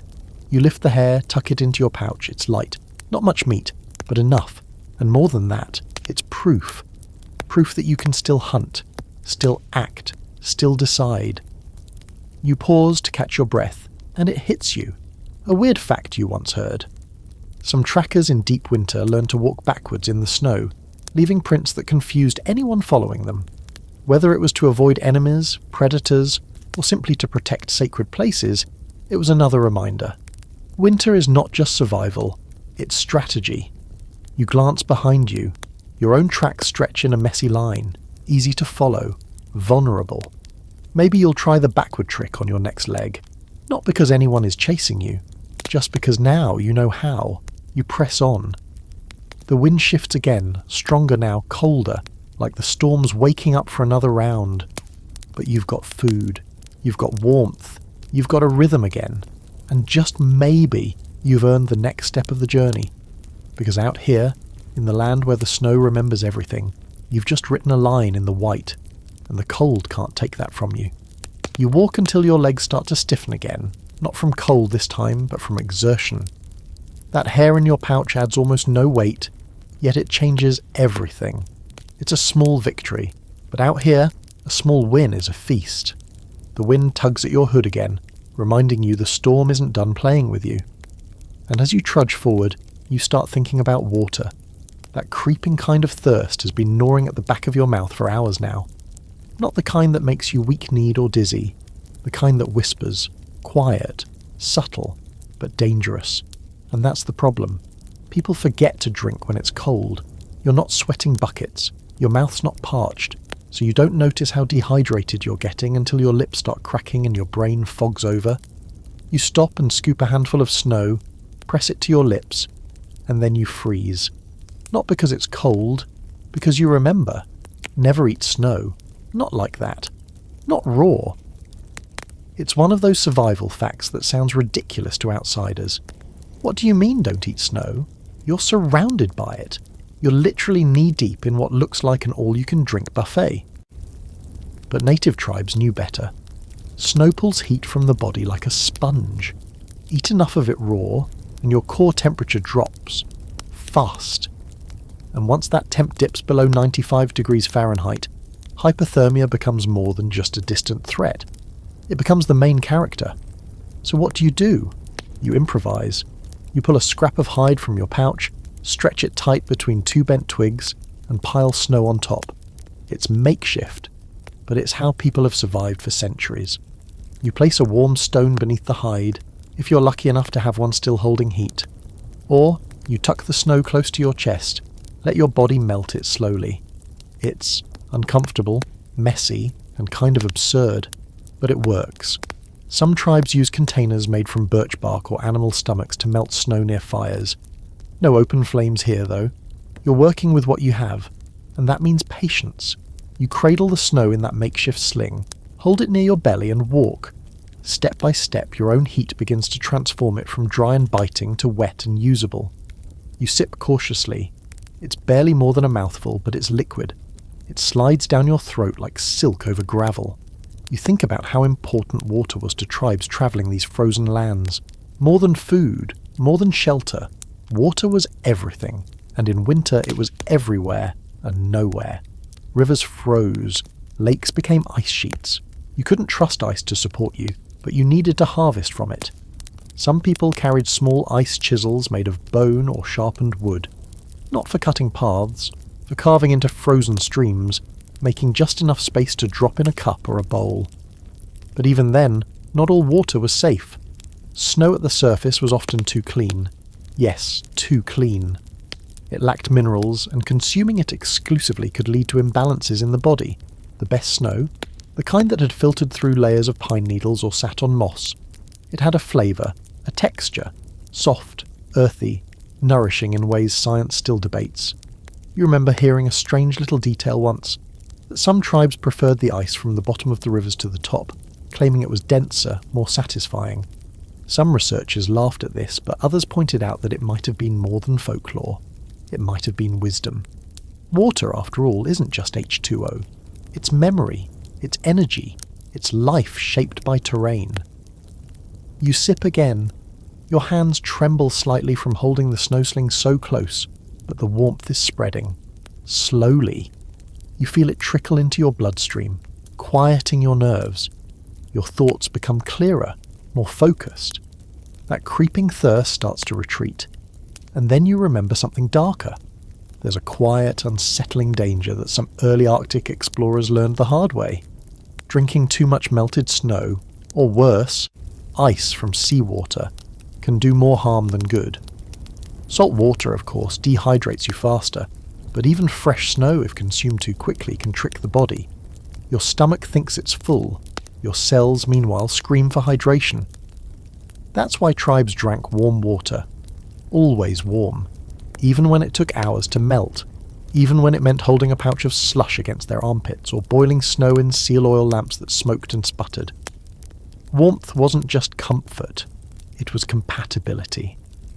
You pause at a small rise in the snow, scanning the white stretch ahead. Still no sign of shelter, still no trees. Just the same undulating terrain. Wind-sculpted dunes of powder and crust. But you've got something you didn't have an hour ago. Water in your system, warmth in your blood, and meat in your pouch. You're not thriving, but you're operating. And that's what mattered in the old ways. Tribes didn't seek comfort. They sought continuity, movement, function. As long as you could walk, drink, think, you were ahead of the cold. That was the whole game. You press onward, making a slow arc along the edge of a shallow valley. Your boots crunch faintly now, different sound, harder snow. That tells you something. You kneel and scrape away a layer. Ice. Not thick, but enough. A frozen stream bed. You grin, just a little. You've found water's hiding place. In warmer months, this would have been a trickling brook. In spring, maybe even a strong current. But now, it's frozen solid. A white ribbon running between two ridges covered in a soft crust of snow. You tap at the edge with your boot, testing. No cracks, no shift. Good enough. You take out your knife. Stone or bone, it doesn't matter. You chip slowly, shaving off slices of ice into your pouch. You'll melt them later. Or keep them near your skin, let them turn to water as you move. It's all part of the rhythm now. You stand again, turn your eyes toward the horizon, and breathe deep. That's how the tribe survived these nights. Not by conquering the cold, but by collaborating with it, reading it, respecting its rules. You don't drink snow without thinking. You don't rush the melt. You don't waste heat on impatience. You walk smarter now, hydrated and cautious, body warmed not by fire but by discipline. And in this world of snow and silence, that discipline might be the closest thing to magic. You walk until walking becomes something your body does without asking permission. Your feet rise and fall with the mechanical rhythm of someone who's gone too far to turn back, but doesn't yet see where they're going. And honestly, that's the space most people gave up in. Not when they were hungry or cold, but when they felt invisible, when they felt alone. Because more than windburn or frostbite or ice-cracked skin, loneliness is what the cold feeds on first. But you're not alone, are you? No, not really. Because in this world, where breath fogs into steam and vanishes, where every tree branch droops under a coat of white, there's always someone else out here with you. You just can't always see them. They're beside you in stories, in memory, in the method stitched into your boots, and the quiet strength in your spine. The tribe is still with you. Maybe not in the literal sense, not in the hand-to-hand, breath-sharing pile of sleeping bodies you wish you had right now, but in something deeper. In the rhythm you walk with, in the patience you've practiced, in the voice in your head that says, keep going. You remember what someone once told you, an elder's voice maybe, or just a whispered echo from a life not your own. The tribe is the blanket, and now you understand, because warmth doesn't just come from fur or fire, it comes from connection. It comes from sharing, and without that, the cold gets inside you faster. Back then, surviving a winter night wasn't just a test of the body, it was a communal ritual. Everyone had a role. Everyone had someone. The strong didn't just fend for themselves. They watched over the young, the old, the sick, the scared. Because no one got through a storm alone. It wasn't just kindness. It was strategy. You picture it now. A family of 5, maybe 6, huddled beneath a buffalo hide shelter, all tangled together like roots. 2 kids in the centre, parents curled around them, backs to the wind. Maybe an aunt or uncle keeping the fire alive with the last handful of dry moss. No one talking, just breathing together, letting that shared warmth pool like a sacred thing. And it was sacred. That closeness, that trust, the knowledge that if one person slept too deeply, someone else would nudge them, keep them from slipping into cold-induced silence. That's what killed people. Not always the blizzard itself, but the quiet surrender that came after too many hours without touch, without voice. Even now, you catch yourself drifting, thoughts slowing, muscles tightening, that subtle tilt towards stillness, the temptation to sit a little longer, rest your legs, just breathe for a minute. But you know what that minute turns into, so you keep moving. Because if you had others with you right now, if this was a real migration or a hunting party or even just a family caught between camps, you'd take turns walking point. You'd rotate, let the strongest lead while the tired ones fell behind to rest, but never out of reach. And at night, you'd sleep in a line, staggered, backs against backs, feet pressed together in the warm nest of shared skin and story. The people who came before you, Cree, Dean, Lakota, Inuit, and so many others, understood that better than any survival manual ever could. Cold kills the isolated, so you stick together, you sleep close, you matter to one another. There's even a word some northern tribes use to describe the warmth created by 2 bodies at rest under the same blanket. Not just physical warmth, but emotional insulation. You think about that now. How even the tightest bundle of furs can't match the power of another heartbeat nearby. There's a quirky practice that comes to mind, something passed around in oral stories from the subarctic region. When travellers were forced to camp in a storm with limited gear, they would dig a wide trench into the snow and stack themselves like logs, literally.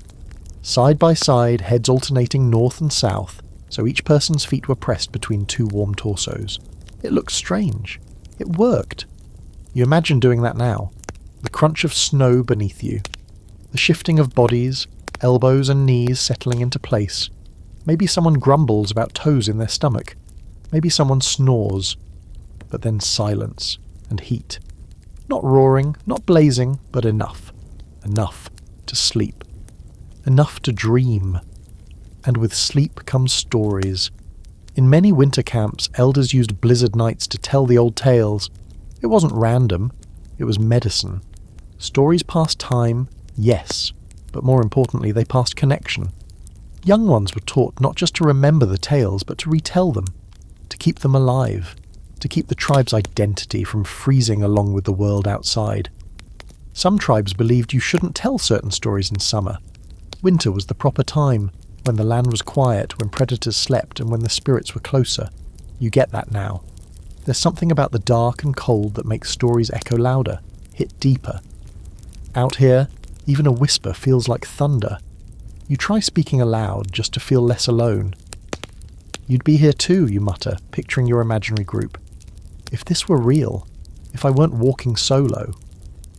Maybe it is real, though. Maybe they're with you in ways that can't be seen. Maybe the tribe you're part of isn't just people, but knowledge, carried like embers in your chest. You stop for a moment. Let your breath slow. Not from fatigue, but from intention. You imagine a circle around you, not visible, but present. You feel it. The warmth of memory, the weight of tradition, the soft pressure of lives that once curled into one another to escape this very same wind. It makes your next step easier. Not because the storm has passed, it hasn't. But because now you're not walking through it. You're walking with it. And with every step you carry your tribe on your back, not as a burden, but as the warmest blanket you'll ever know. The wind changes again, not just in direction but in temperature. It drops, sharp and sudden, like the cold has stopped playing games and finally decided to take you seriously. It slices through your cloak, sneaks under your layers and grips your spine like a wet hand. You breathe out sharply, watching the fog from your mouth drift sideways. And in that moment, it's clear. If you don't warm your body soon, really warm it, you're going to start slipping. not just in temperature, in clarity. You've already used every passive trick in the book. Layers, movement, shelter, food, even song. But there's one last tool still waiting. Ancient and strange and completely counterintuitive, heat through cold. You're thinking about the sweat lodge. Out here, in this endless sweep of white, it sounds insane. Voluntarily stepping into a steam bath when the air outside is trying to kill you. But native tribes across the continent use this ritual for generations, in summer and winter alike. For cleansing, yes. For spiritual reflection, absolutely. But also, in some cases, as a physical jolt, a restart button for the body and mind when the cold became too much. You start to imagine it. A low, round structure, not much taller than a crouch, covered in hides or bark. Snow packed around the base to seal it tight. Inside, the fire-heated stones glow, dropped carefully into the central pit. Water is ladled over them, steam exploding upward with a hiss. The air thickens, heat licking your skin, flooding your lungs. You're stripped down to the core. Everything unnecessary is left at the door. Only warmth remains. It's tempting, isn't it? And not just because you're cold. Because it promises a different kind of survival, one where the body doesn't just endure, but transforms. A space where the cold can't follow, where you remember what it feels like to sweat instead of shiver, to sit, vulnerable, with others, steaming and breathing and whispering to the stones. You don't have a lodge here, not physically, but the memory of it is a kind of fire in your thoughts. Sweat lodges varied from region to region. In the plains they were low and dome-shaped, framed with willow branches covered in buffalo hides. Along the coasts they were built with cedar planks and stones from the beach. In the far north the structure might be dug partially into the snow, insulated from the wind with packed walls. But the purpose was always the same, to generate internal heat, to purify, to push back against the cold with steam and story. You wonder if you could build one now. Not the whole thing, but a makeshift version. A snow dome maybe, with a pit in the centre. If you had fire, real fire, you could heat stones and carry them inside. But without fuel, it's just fantasy. Still, the process sticks in your mind because there's more to it than just heat. There's a fringe theory you once heard, that repeated sweat lodge use in cold climates helped condition the body to extreme shifts in temperature. That exposing yourself to heat before cold could create a kind of resistance. It's debated, of course. Some scholars argue it's spiritual nonsense dressed as science. Others believe it has real physiological merit. Either way, tribes believed in it long before modern research caught up. And it wasn't just physical. The sweat lodge was psychological armour. You stepped into the steam not just to warm your muscles, but to see things, to shed what didn't belong, to prepare for what came next. And out here, where every step is a test, that mental edge might be more important than any fire. You crouch now, carving a hollow in the snow, not to build a lodge, but to simulate that feeling, enclosed, compressed, focused. You press your arms close, draw your knees in, breathe slow. You picture the steam rising, the songs echoing off the low walls, the prayers whispered in a dozen languages you've never heard but somehow still recognise. And then you remember another detail, the practice of alternating extreme heat with extreme cold, emerging from the sweat lodge and plunging into the snow, rolling in it, rubbing it over your limbs, letting it shock your system, not as punishment, as purification.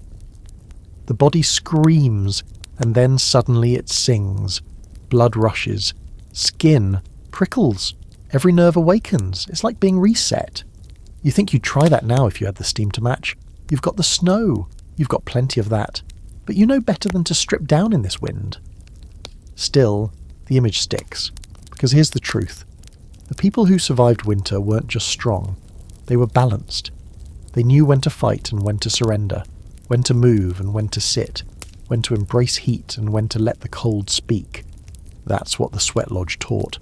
It wasn't about resisting nature, it was about meeting it, and you're trying to meet it now.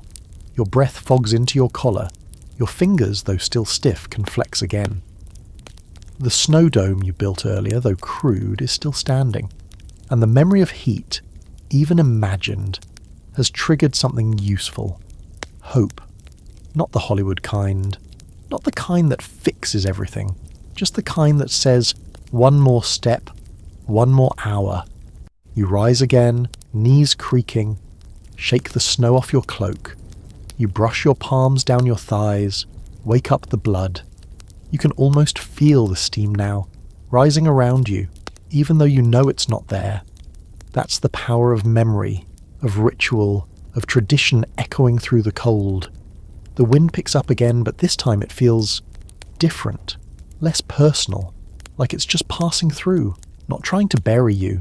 You let it move around you, through you. And in your mind, you carry that invisible lodge with you. Its warmth, its songs, its strange and beautiful logic. Because out here, there's no such thing as just surviving. There's only learning how to stay human in the cold. And tonight that means holding on to every bit of heat, real or remembered. The wind calms for a stretch, as if it's exhaling, tired of howling at you. The world settles into one of those eerie stillnesses that only come after long violence. No birds, no rustling, no breath but your own. The snow has softened again, no longer biting but drifting gently, clinging to your shoulders like feathers. You don't trust it, not entirely. Stillness out here doesn't mean safety, it means intermission. A pause before the next curtain rises. But in that hush, there's something else too. A feeling like the land is listening. So you speak, not loud, not bold, just a murmur under your breath, a memory wrapped in words. You start talking, not to anyone in particular, but maybe to yourself, maybe to whoever came before, maybe to whoever still might be listening. You tell the story of how you got here, not in detail, no dramatic exposition, just the simple facts, how the storm caught you off guard, how you used what you remembered, what you've learned since. And weirdly, the more you speak, the warmer your chest feels. That's when it clicks. Memory is warmth. The old ones knew this. The elders who sat by fires, when there were fires, and spoke into the long nights, not to pass time, but to preserve heat.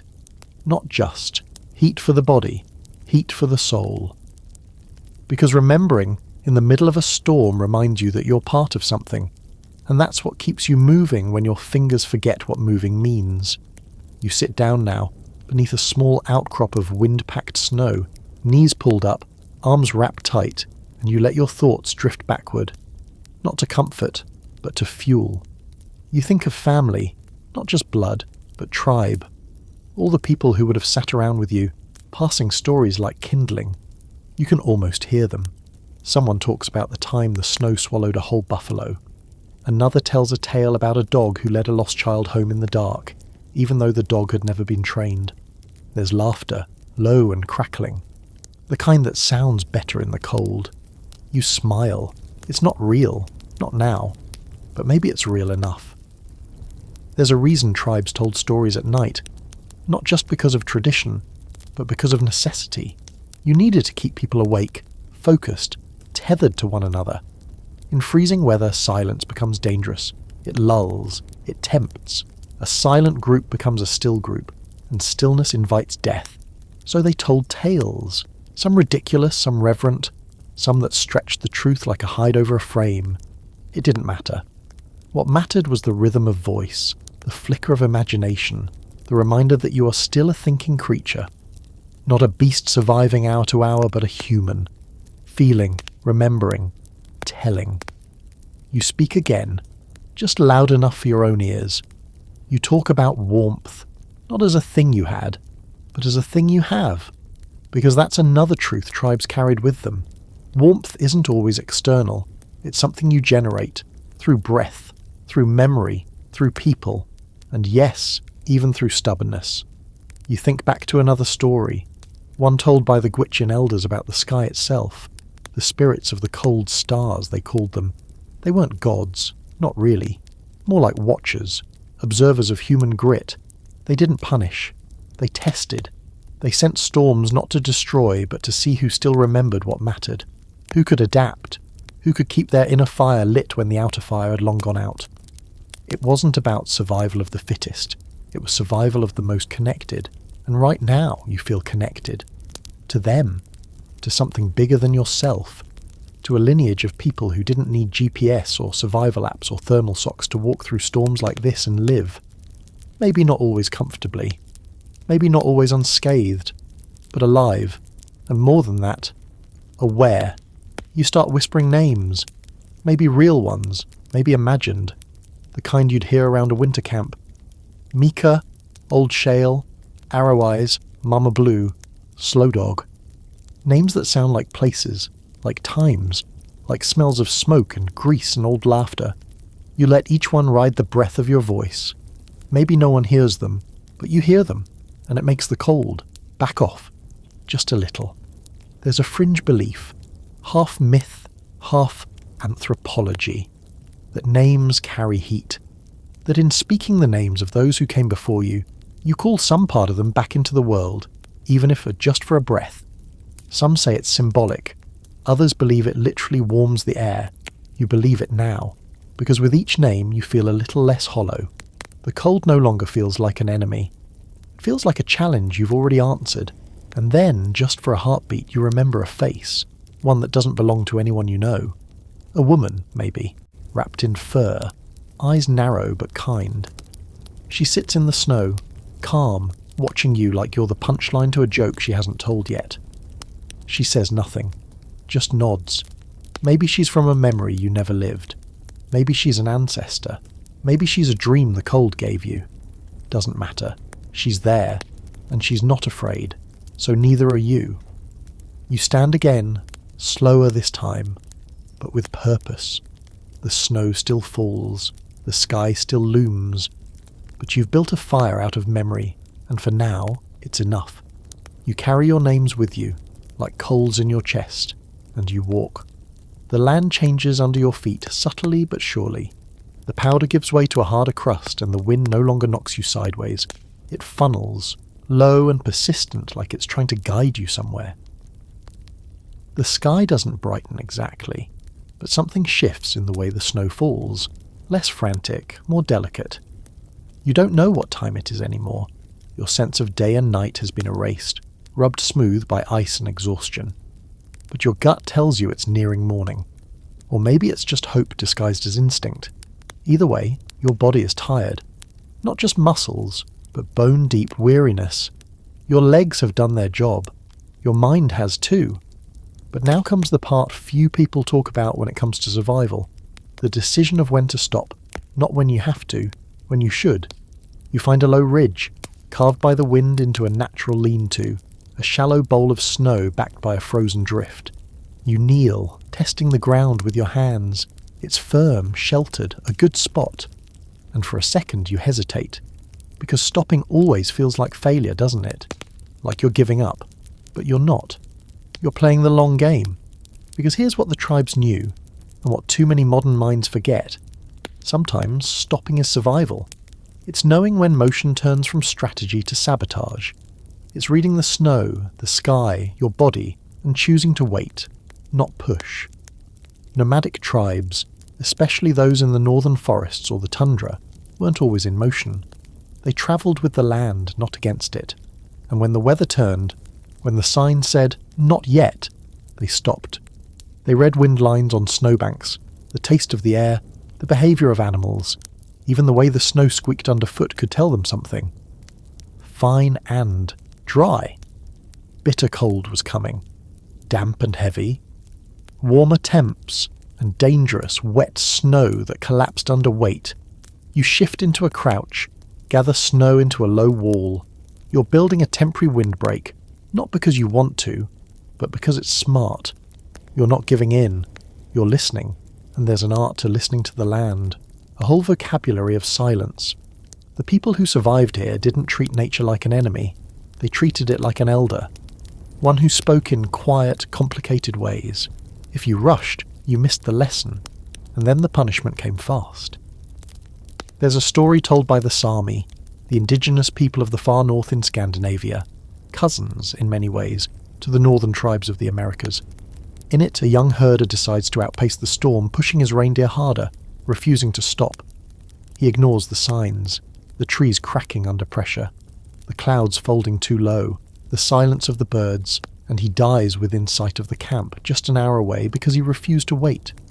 A version of that story exists across cultures. Sometimes it's a trader, sometimes a scout, sometimes a warrior. The moral is always the same. Speed kills, stillness saves. You sit now, legs folded beneath you, and let your cloak fall into place like a curtain. You're not sheltered, not fully, but it's enough. You've created a pocket, a pause in the storm. Not safety, but strategy. And while you rest, your mind drifts to something strange, something you've heard debated among scholars, how early tribes predicted weather. Not just by instinct, but by observation.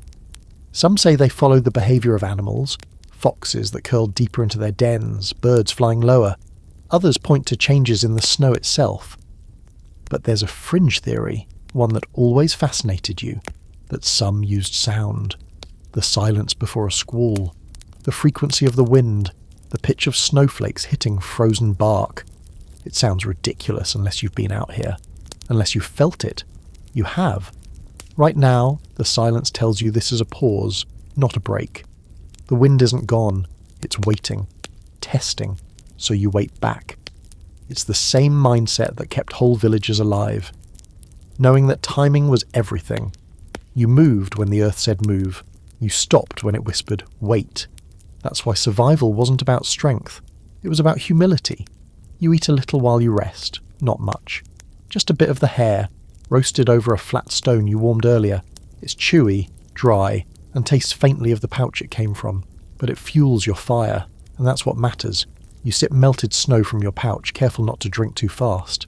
The water is cold, colder than your hands, but it's liquid, and that's enough of a miracle. And while you sit there, you begin to notice things again.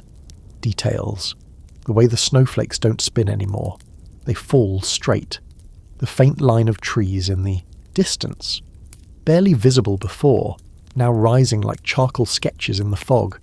The scrape of an animal somewhere nearby. You're still alone. But not as alone as you were. And you remember. The people who lived through nights like this didn't treat nature like something to beat. They treated it like a companion. A hard one, sure, but one worth knowing. You shift your weight, adjust your layers, and prepare to move again. Not because you're desperate, because the land is saying now, and you listen, because that's what survivors do. They learn the difference between pushing forward and falling forward. And right now, you're not falling. You're choosing the exact moment to rise. The snow whispers beneath your feet as you rise again, and it whispers something different this time. Not resistance, but readiness. You've rested just long enough to remember what your legs are for. The cold is still sharp, but it's lost its edge. It clings instead of bites, like a warning with softened teeth. You breathe in through your nose, slow and deep. The air is so cold it almost crackles on the way down. But your body's holding up, better than expected. And that's when the thought hits you, sudden and strange. What would a bear do right now? You almost laugh at the question. Out here, half frozen and hungry, it seems ridiculous to think about a bear, an animal that gets to nap its way through the coldest months of the year. But the more you think about it, the less ridiculous it becomes. Because indigenous people across the northern regions didn't just observe animals, they studied them, emulated them. Bears weren't just beasts to fear or hunt. They were teachers.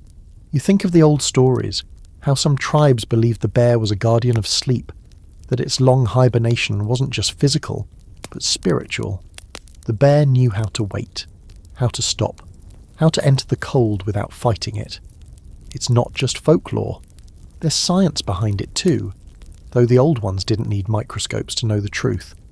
Bears reduce their metabolism, slow their heart rate, conserve every ounce of energy. Their body doesn't eat itself alive while they sleep. It adapts, evolves, protects its muscle, even while starving.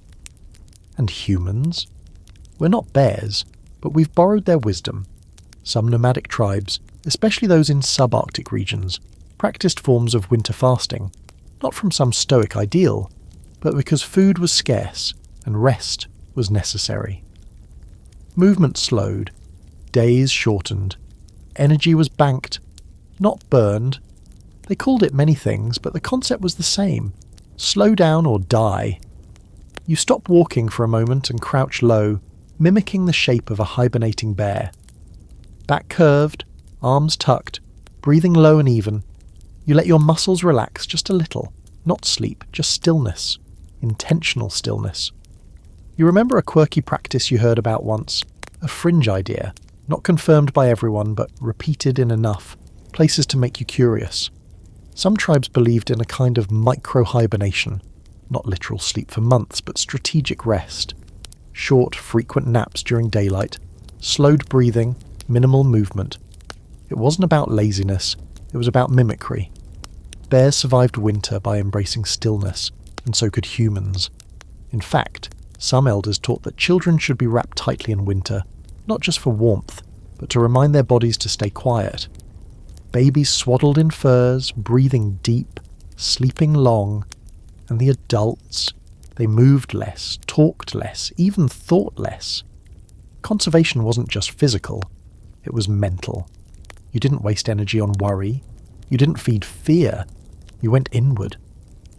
That stillness wasn't always safe, though, because if you stayed too still, for too long, the cold could trick you. It could feel good. That's the danger. The moment cold becomes comforting, the brain starts to shut down. You felt that already. When lying still in the snow feels like floating in a warm bath. That's how frostbite sneaks in. That's how hypothermia ends lives. But the bear knows how to stop without letting go. So you do the same. You rest, but only briefly. You move again, gently. You pick your path across the snow like a creature that belongs here. And maybe, in this moment, you do. There's another thing about bears. Something many tribes believe deeply. That bears are healers. Not just because of their endurance, but because they know where to find medicine. They eat certain roots before hibernating to clean out their systems. They chew bark, paw at mosses that ease pain, dig up plants people learn to use by watching them. Bears weren't just survivors, they were herbalists, guides.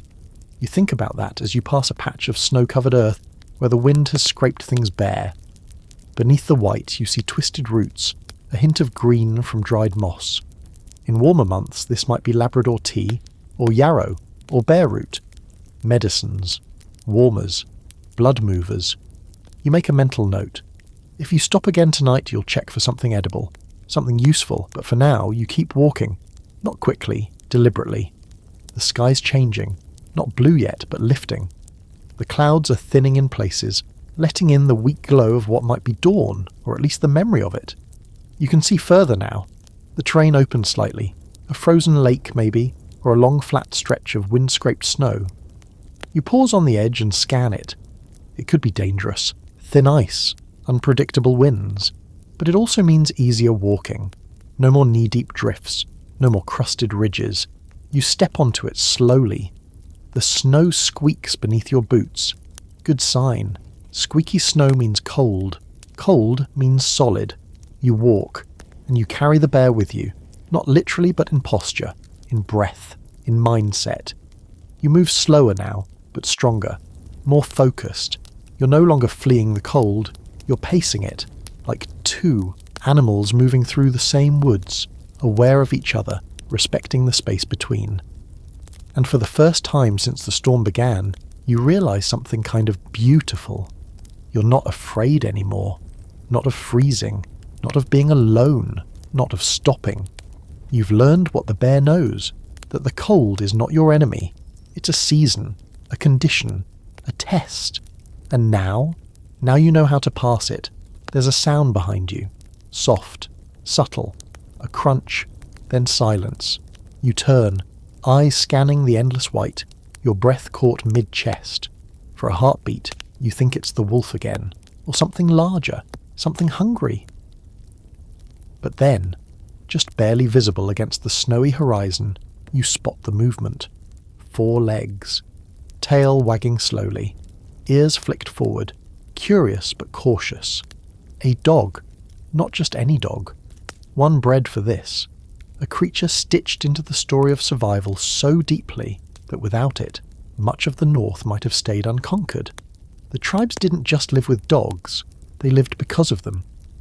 You crouch low, extending a gloved hand, your body language calm, non-threatening. The dog watches you for a moment longer, then trots forward with that particular gait that only snow dogs have. Half bounce, half glide, as if the snow belongs to them and they've never really needed permission to walk over it. It stops just in front of you. Not panting, not shaking, just watching.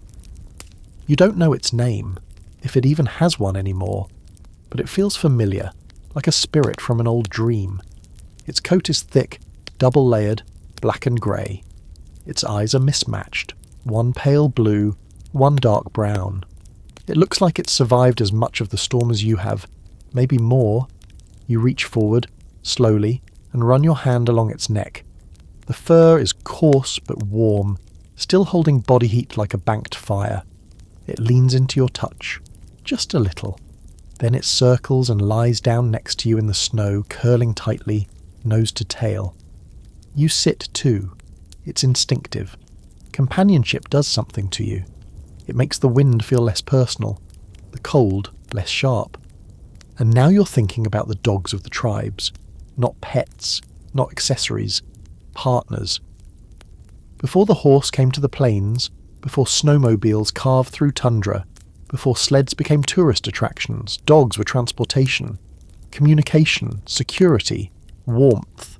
Every winter survival tactic that involved movement, scouting or hauling depended on dogs, and not the pampered ones in sweaters, the kind with sinew-thin muscles, thick pads and loyalty carved into their bones. You remember reading that some indigenous groups bred dogs specifically for cold weather traits. Heavy double coats, yes, but also stamina, keen noses, even silence. Some were trained to circle and bark if predators approached camp. Others knew to lie still beside a sick elder, offering their body heat without command. But the most beautiful thing, dogs were blankets. Literally. On nights like this, when the wind made tents rattle and snowdrifts crept in through every seam, people didn't send their dogs away. They pulled them closer. Children curled up beside them. Adults shared heat, heartbeat to heartbeat, a circle of life forms under one hide. There's even a phrase from an old Algonquian dialect, something like 3-dog night. It meant it was so cold that you needed 3 dogs in the bed just to survive. That wasn't exaggeration, that was measurement. You lean back now, pressing your shoulder gently against your new companion. It doesn't flinch, just breathes. You feel the warmth soaking through your layers, slow but steady. You don't speak. Not yet. There's something sacred about silence between creatures that trust each other. You reach into your pouch and pull a tiny strip of meat. It's not much. You tear it in half and offer the smaller piece. The dog sniffs, then accepts it with delicate teeth. No sound, no scramble, just a simple thank you. There's a debate, ongoing and probably eternal, about when dogs became dogs. When did wolves stop being wild and start sitting beside fires? Scholars argue over timelines and migration routes and domestication events. But for the people who survived the ice, the storms, the endless white, those questions didn't matter. The truth was simpler. They helped. They pulled sleds when your legs gave out. They warned you of cracks in the ice. They sniffed out buried caches of food. And when the cold tried to steal your will, they lay beside you, silent and present, and reminded you that not all warmth came from fire. You lie back now, just for a moment, into the snow that's packed and shaped into a shallow bed. The dog shifts with you, its body curling into the crook of your side. You've got fur between you and the ground, layers on your skin. But this living, breathing heater is what keeps the frost at bay. There's an Inuit tale you once heard about a man lost in a blizzard who carried nothing but a dog, a knife, and a stone. He said the dog saved him twice, once with warmth, once by leading him home. But the third time, it was by giving him reason to keep walking, something to be responsible for. That part you understand now. In the dark, in the snow, it's easy to let your thoughts go quiet, to let yourself drift. But when there's another life beside you, even one covered in fur, it grounds you, gives you purpose. You walk not just for yourself anymore. The wind picks up again, gently. Your companion lifts its head, ears swivelling. Then it stands, shakes snow from its coat, and looks toward the east. Like it knows something you don't. You rise too. Because if you've learned anything out here, it's that following instinct, yours or someone else's, is often better than standing still. The dog trots ahead. You follow. Together you carve 2 sets of prints across the snow. Not alone anymore, not just surviving, now moving with purpose. The dog moves, with quiet confidence weaving through drifts and hard-packed crusts as if it's following a trail only it can see. You trail behind, boots sinking but steady, eyes locked on the rhythm of its gait. There's no leash, no commands, just an understanding. It doesn't look back to check on you. It knows you're there. And strangely, you feel like you're walking inside a story that's been told before, in countless snow-blown footsteps now erased by time. Human and dog moving through a frozen world, not just surviving it, but navigating it. The wind sharpens again, not wildly, just enough to make you hunch your shoulders, tug your hood tighter. Your cheeks are raw, your lips cracked, your hands are stiff, even in your mittens. The dog doesn't seem to notice. It pauses at a small rise, sniffs the air, then turns eastward. You follow, because what else are you going to do? Trust your own frozen instincts, or the creature bred by generations of people who learned to read the cold like a book? But the deeper into the cold you go, the more the air feels alive. Not just in the physical sense, not the breath-stabbing, frost on your eyelashes kind of alive. This is different. It's something you've heard people talk about in old winter stories, something that lives in the wind, just out of view. A presence. Some tribes had a name for it. Others just called it the trickster cold. Not evil, not exactly, just unpredictable. A force with moods. It could be cruel, generous, deceptive, even playful. Like a spirit that blew through the snow, testing your resolve, tempting you to stop, sit, close your eyes, and drift. It's why people gave the cold personalities, why they treated it like something you could respect, argue with, or outwit. You start to feel it now, brushing against the back of your neck, whispering nonsense in your ears. Not words, just thoughts, temptations. Wouldn't it be easier to stop, just for a little while? You shake your head and focus on the dog. That steady trot, ears alert, tail up, grounded, real. That's how the old stories say you defeat the cold, not by brute force, but by trickery of your own. Outsmarting it, ignoring its seduction, playing along but never giving in. And it wasn't just personification for comfort. There was function in those stories. When you treat the cold like a living thing, you stop seeing it as random. You start predicting it, respecting its patterns, giving it boundaries. You remember an old winter chant you once heard, half lullaby, half incantation, repeated by elders during whiteouts. Wind with no eyes, I hear you. Snow with no hands, I feel you. You dance, but I do not follow. I walk my own circle. It sounds almost silly now, like a child's rhyme. But when the frost slips under your collar, and the wind seems to giggle at your pain, it starts to make sense. That kind of spoken resistance, sung softly into the storm, wasn't for the cold. It was for you, a mental anchor, a refusal to surrender. Some anthropologists think of it as psychological insulation. Others call it folklore therapy. But you don't need a thesis to understand why it worked. You speak a version of it aloud now, just a few lines, rough, quiet. Wind, you don't know my name.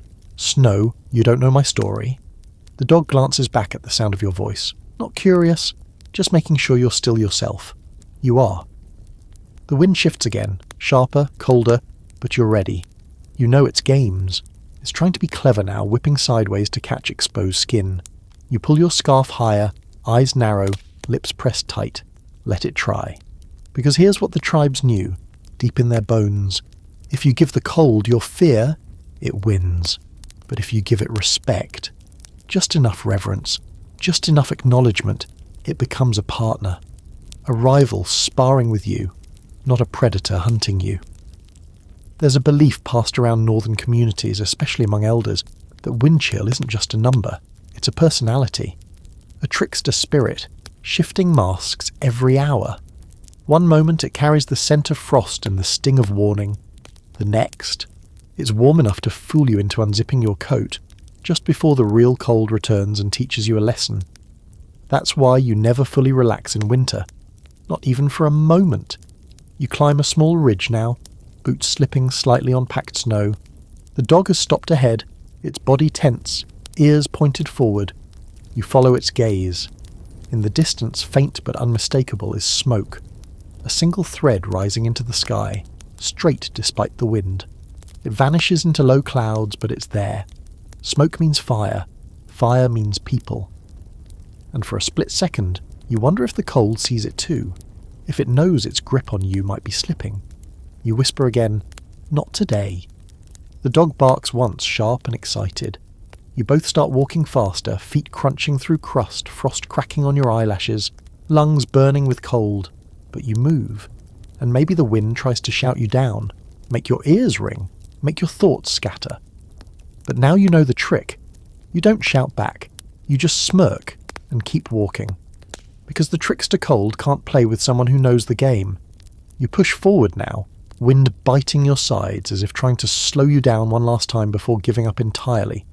But it's too late for that. You've seen the smoke, and the line of it is still climbing into the low grey sky ahead. There's a kind of madness that sets in when you think you're close to warmth.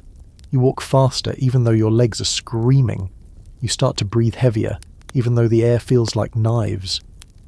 The dog darts ahead, stops, looks back, then keeps going, its tail flicking like a signal flag. But something's wrong. Your heartbeat is racing. Not from exertion, but from panic, creeping in through the back door of your brain. It doesn't make sense. You're close. You've made it through the worst of the storm. Your feet are still moving, your lungs are still pulling air, the fire is near. So why does it feel like your body is falling apart? That's when it hits you. You're not cold anymore. You should be cold, but you're not. Your fingers are warm, your chest is hot, you feel good. Too good. It's a trap. One of the last tricks winter has up its sleeve. Paradoxical undressing. A symptom of advanced hypothermia, the moment when the body gives up and gets confused, when the blood rushes back to the surface and fools your brain into thinking you're overheated. Survivors, and corpses, have been found with their coats unzipped, shirts peeled off, boots tossed aside in the snow. Because the cold makes you believe you're winning. Right before it takes everything, you stop walking. Right there in the snow. Hands on your knees, panting, sweat slicks your lower back. That's not good. That's dangerous. You close your eyes and force a slow breath in, long and steady through your nose. Control. That's the only answer. The tribes that lived in the winter didn't just endure it. They trained for it. Scouts, messengers, young warriors, they were taught how to keep their minds sharp in the exact moment when everything started to unravel. They knew that once the brain panicked, the body followed. So they learned focus through repetition. Breathing techniques, mental games, riddles whispered to themselves, songs sung through chattering teeth. You murmur the rhythm of your steps. Left, right, left, rest, left, right, left, rest. It helps. Your heart slows a little. Your skin doesn't feel like it's on fire anymore. But the ache in your thighs tells you the warmth was a lie. You see the dog again. It's waiting for you, head tilted, eyes alert, like it's trying to decide if you're still worth following. You stand up straight slowly. You don't unzip your coat. You don't pull off your gloves. You force yourself to feel cold again, just enough to remind your body where it is, what it's doing. And then, in the distance, you see it. A figure. Someone is moving near the fire. Not clearly. A silhouette. Bulky. Wrapped in fur or hide or both. They haven't seen you yet. Or maybe they have, but they're waiting to see if you'll drop. You wave one hand once, then again. They raise theirs. That's all the confirmation you need. You keep moving. There's a peculiar practice among some tribes where, in the harshest storms, young scouts were sent running. Not to flee, but to deliver messages between camps. No dogs, no sleds, just speed. Pure muscle and lungs against the wind. They'd strip down to near nothing, keeping only the essentials, knowing the cold would push their bodies into overdrive. Some made it, some didn't. But the ones who returned were considered sharpened. cut by the ice and reshaped. You think of them now, of the blurred line between courage and foolishness, between movement and madness, between sprinting into death and running toward life. You take your final stretch of snow at a steady pace, not fast, just sure. The figure becomes 2 figures, then 3. You're close enough now to hear the pop of the fire, the murmur of voices. You don't recognize the language, not exactly, but you recognize the tone. Low, calm, focused. One of them steps forward. A woman, maybe. Hard to tell with all the layers. Her face is almost completely covered, but her eyes scan you quickly. She says something to the others. Then she gestures toward the fire. You nod once, too tired to speak. They part to let you pass. The fire greets you like a friend you haven't seen in years. It doesn't just warm your skin. It makes your bones ache in relief. You don't collapse. Not yet. You lower yourself to the ground, slowly, hands outstretched to the flame. The dog lies down beside you without fanfare, tail thudding once against the snow. One of the people, an elder by the look of their slow movements, presses something warm into your hands. A cup, not metal, hollowed bone maybe. Steam curls from it.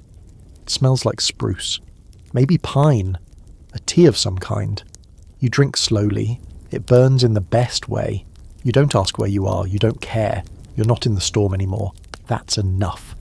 Later, when you've rested, someone will ask where you came from. You'll tell them pieces. Just enough. But for now, you sit in the circle of firelight, surrounded by strangers who feel familiar. Faces you don't know. Voices you've never heard, but all of them shaped by the same wind, the same white silence. You made it. Not because you were stronger than the cold, but because you remembered its tricks, and didn't let it have the last word. You wake to the sound of crackling firewood and the soft thud of snow being scraped. The world is still dim, but it's no longer the hostile grey of a storm. It's the dusky blue of early morning on the tundra, when light comes not from the sun itself, but from its idea shimmering just below the horizon. You're curled next to the dog who's still asleep, its breath slow and warm against your side. Your legs are stiff but not numb. Your fingers are sore but moving. You're alive, and not alone. A woman stirs a pot suspended over the fire. The scent of it hits your nostrils. Rich, oily, earthy. Fish, maybe. Or seal. Hard to tell, and you don't care. It smells like nourishment. She glances at you, doesn't speak, but nods once. A simple, I see you. You nod back. No one's asking questions yet, which you're grateful for. Maybe it's a custom. Maybe they know you don't have much voice to offer, but more likely they're just people who've lived through enough cold to understand that warmth always comes first. Talk can wait. After a while, one of the younger ones hands you a small bundle of cloth. Inside is a strip of dried meat, a few bits of frozen lichen, and a chunk of cooked white fish that crumbles in your fingers. You eat all of it without shame. They watch, not judging. Feeding a stranger isn't charity out here, it's law. Once your hunger's been silenced, someone hands you a tool, wooden, carved, worn smooth, a kind of chisel. They point toward the frozen lake behind camp. A few figures are already out there, kneeling by small holes cut into the surface. Ice fishing. You nod. You understand. Because just like that, survival shifts. It's no longer a desperate scramble through a storm. It's a pattern again. A system. And you've been welcomed into it. You follow the dog out to the lake, your boots creaking in the crusted snow. The cold is still here, but it feels manageable now. You know its language. You've danced with it. It no longer feels like a monster, more like a co-worker. The ice is thick beneath your feet, clear in places, cloudy in others. You kneel by a fresh hole and peer into the blackness below. The water moves sluggishly, a hidden world beneath all this silence. You lower a hand-carved line, its hook baited with something pungent and grey. It disappears into the dark. Someone beside you grunts in acknowledgement. An older man, his face carved with years, his parka trimmed with frost-bitten fur. He points to the sky, then the snow, then touches his throat. You don't know the words, but you know what he means. The weather's holding, but not for long, so you fish. And you remember what you've heard about this. That fishing in winter wasn't just about food. It was about timing, precision, and risk. The ice was always watching, always waiting. One wrong step, one crack too close to shore, and the water would swallow you. Not fast, slow, paralysing. One breath, two, then stillness. That's why fishing was done in pairs or groups. No one ever fished alone. Not just for safety, but because watching someone work beside you helped you remember your own body, your own hands, your own heartbeat. Some tribes carried small charms while they fished, carved amulets shaped like animals, ancestors, spirits of the lake. Not as superstition, but as respect. They believed the lake chose when to give and when to withhold. You didn't just fish for food, you asked for it. Quietly, politely, through ritual. You find yourself whispering as you wait, eyes locked on the tremble of the line. Only what's needed, you murmur. Nothing more. A minute later there's a tug. Subtle. You pull gently, the line straining in your hands. The fish isn't large, but it fights with purpose. When it breaks the surface, gasping and thrashing, you lift it quickly and dispatch it cleanly with a practice flick. Blood steams against the ice. A gift. The elder beside you nods once. Approval. Back at the fire, the woman guts the fish with a thin blade, her hands moving so fast you almost don't see it happen. The meat is cut, divided, shared. No celebration, no thanks. Just continuation, like breathing, like blinking. You sit again near the fire, your fingers warmed, your stomach fuller than it's been in days. Around you, life happens in cycles. Food prepared, tools sharpened, snow brushed from hides. You're not just watching anymore, you're part of it. And as you lean back, the dog's head resting on your boot, you realise something strange. You miss the storm, not the pain, not the danger, but the focus, the clarity. Because the storm had stripped everything away, every distraction, every plan, every soft thing.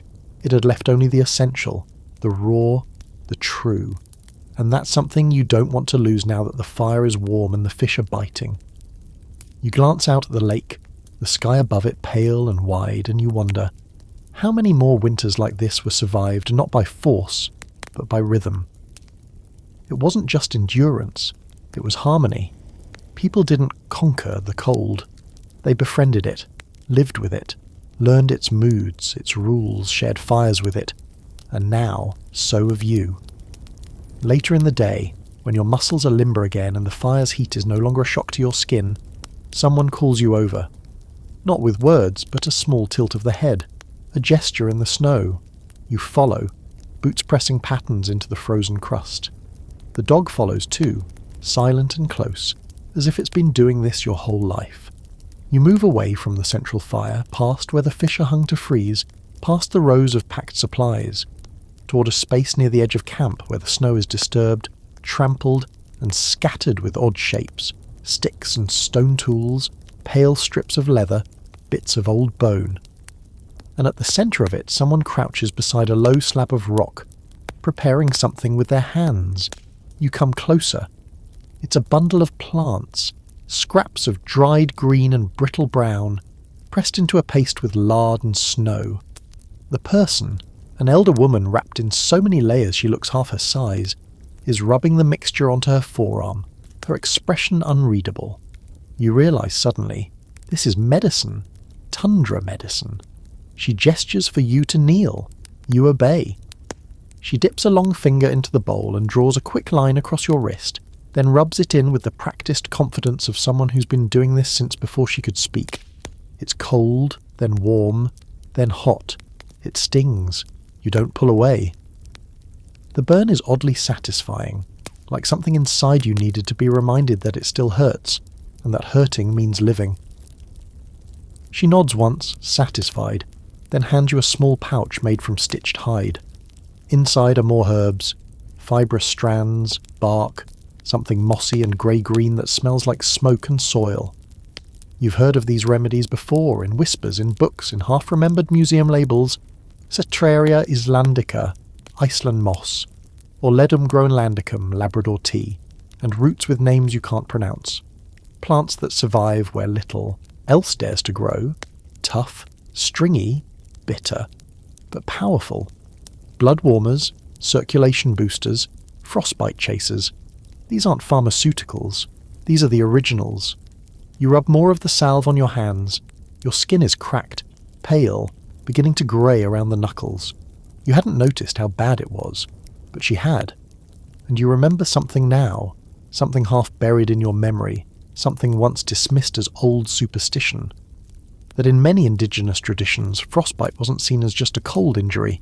It was seen as invasion, a spirit wound. The cold wasn't just weather. It was a force, a thing with will.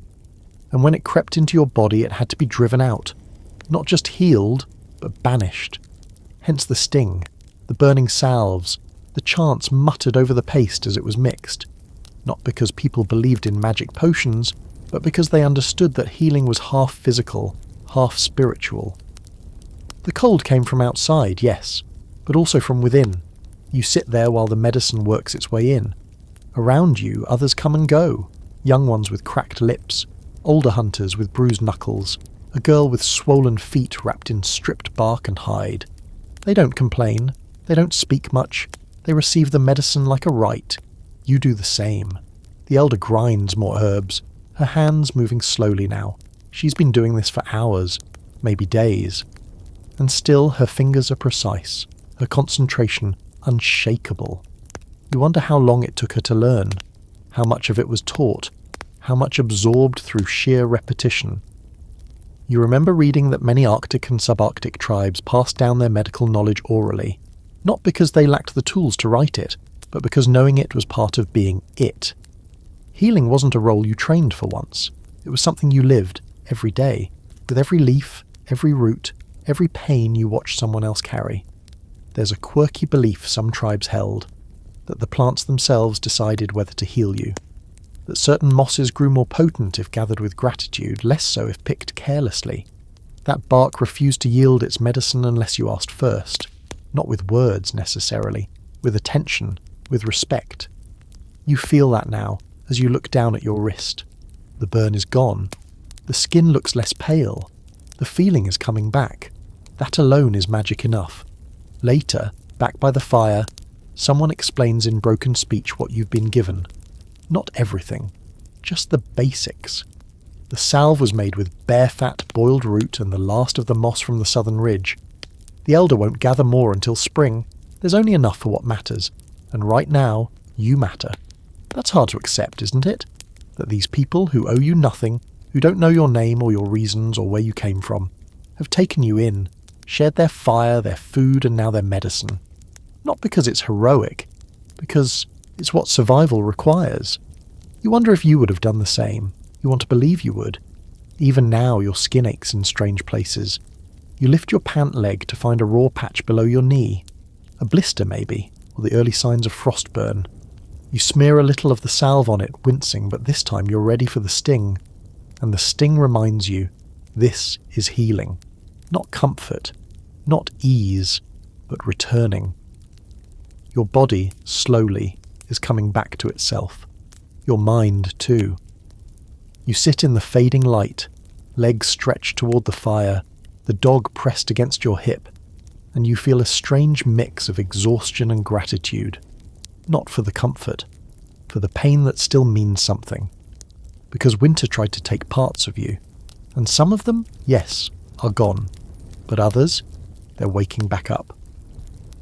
The fire pops sharply, sending a spray of sparks into the low twilight, and someone laughs, a deep, chesty sound that startles you not because it's loud, but because it's warm. The kind of laugh that reminds you how rare laughter has been out here. It travels through the circle like smoke, curling around the quiet. Heads turn, smiles tug at the corners of mouths, and a few more join in. A ripple of mirth in the stillness of snow. You don't understand the words being spoken, but the rhythm of the conversation is familiar.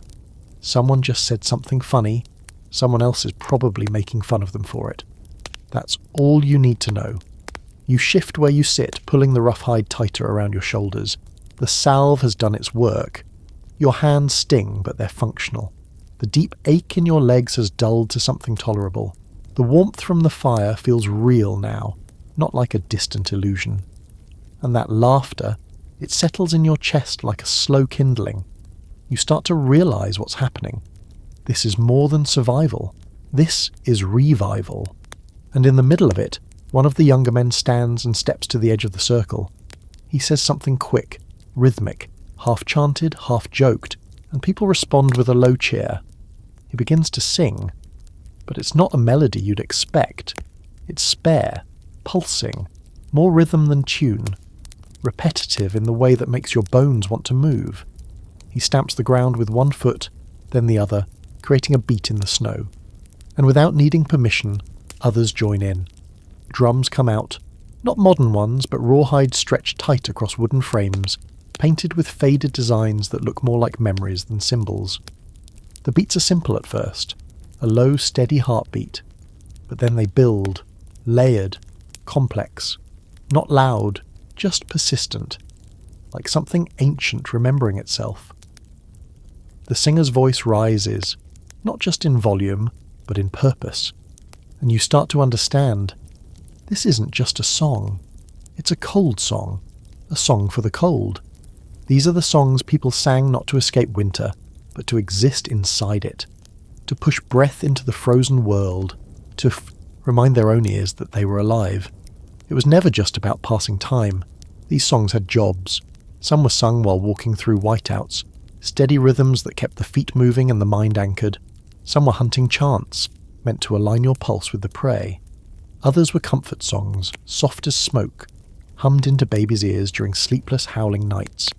And some, like this one, were meant for moments just like this, after the storm, when the worst had passed, but the memory still hung on you like frost. Songs that didn't chase the cold away but invited it in, as an equal. You tap your foot without meaning to. You don't know the words, but the beat is primal. It doesn't need translation. The dog beside you lifts its head, ears perked. It watches the drummers with the same focus it gave to the blizzard, as if it too recognises that what's happening here is part of the old way. There's a fringe theory, one tossed around in quiet corners of anthropology lectures, that sound vibrations in traditional music helped regulate body heat. That the resonance of certain drums, certain chants, actually warmed the chest cavity, stimulated circulation and reduced panic. Most scholars write it off, but others, they've sat in rooms like this, heard the thump of rawhide and felt their blood stir.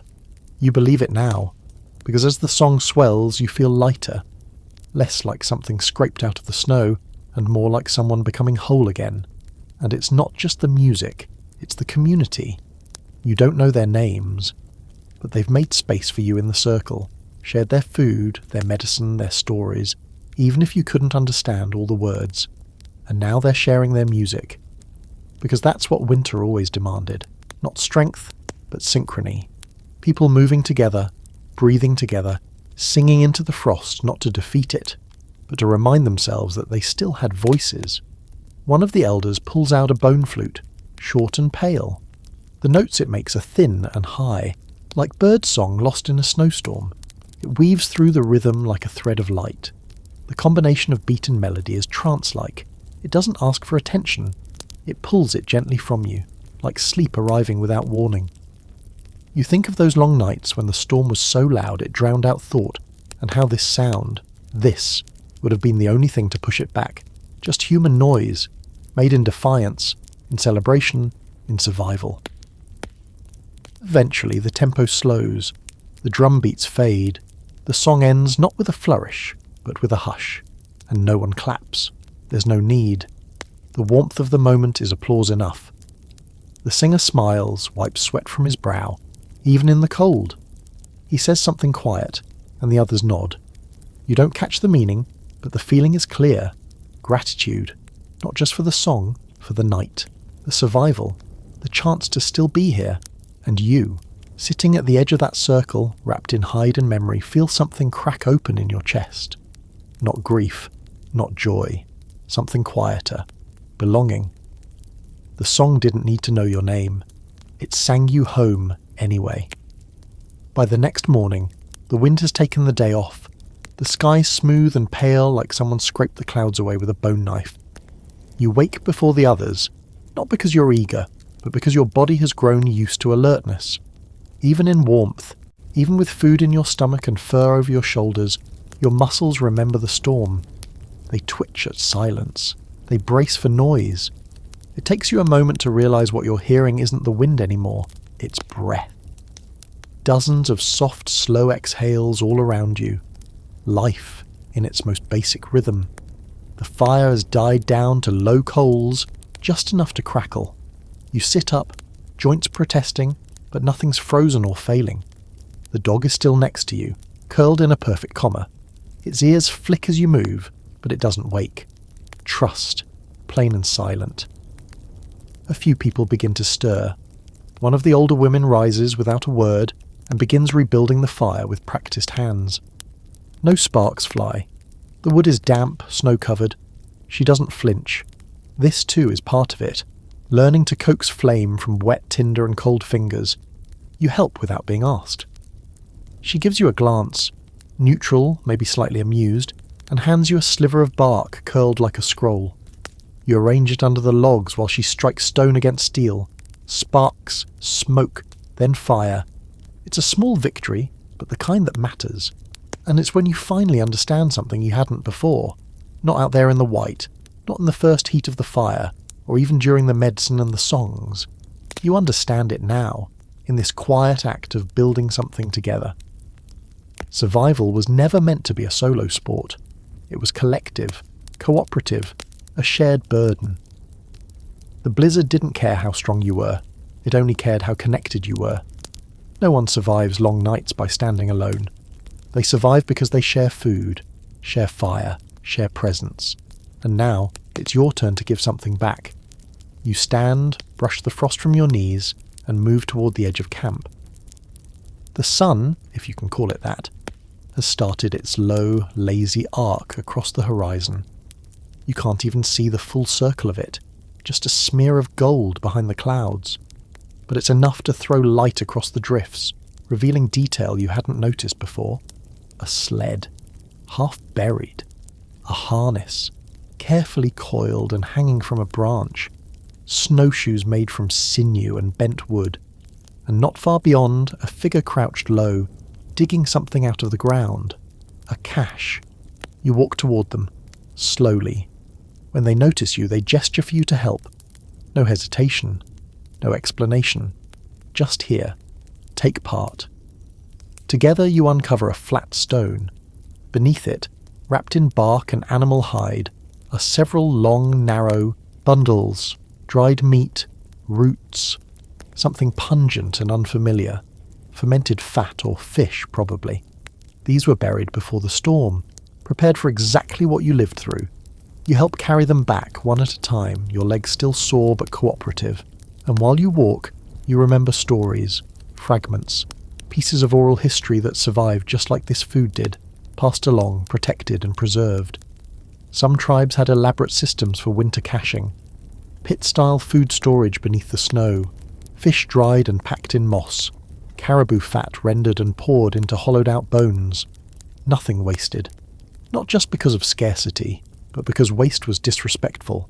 To the land, to the animals, to the ones who didn't make it through the last winter. You think of how modern survival guides focus so much on tools, gadgets, checklists. But out here, knowledge was the tool. Preparation was the difference between starving and thriving. And the real survival skill wasn't fire-making or shelter building, it was foresight. You weren't just surviving for yourself, you were preparing for the next storm, for someone else's storm. That's what the cache was for. Not just for the tribe's own needs, but in case a stranger stumbled through the snow and needed saving. Like you did. Someone calls out, and you look back to see the circle forming again around the fire. But this time, it's different. There's no tension, no recovery, just routine. Someone is passing out strips of dried meat. Another is sharpening a blade. A child, maybe 6 years old, is trying to start a small fire with the same steel and stone you used earlier, brows furrowed in concentration. This isn't an emergency anymore, it's just life. And as you return to the fire, your body starting to feel not just functional, but human. You're handed something unexpected, a pouch, heavy. It rattles slightly. Inside is a flint, a small blade, a twist of moss and a strip of fur-wrapped sinew, a survival kit. But it's more than that. It's an invitation. They expect you to go. Not now, not urgently, but eventually. And when you do, you'll go prepared. Not just because they gave you tools, but because they gave you the memory of how to use them, how to listen to the wind, how to rest without giving up, how to read the snow's surface like a map, how to hear the warning in silence. That's what they've traded you for your story, one you still haven't told, and maybe never will. Before night falls, one of them approaches with a different kind of offer. They speak slowly, clearly, their words broken but understandable. They ask if you want to stay, just for a while, help through the next supply run, help hunt, help prepare for spring. You look around the camp, the fire, the people, the dog, now gnawing on a bone half its size, and for a moment you feel the warmth of the idea, not just physically but in the marrow of your thoughts, to stay here, in this small society forged by storm and trust and ritual, where every person's purpose is tied to someone else's breath. It would be easy, but Winter has other ideas, and so do you. You don't leave right away. That would be rude and stupid. The cold may have loosened its grip, but it hasn't vanished, and everyone here knows that Winter doesn't bow out with a grand finale. It slips into quiet again, waiting for your mistake.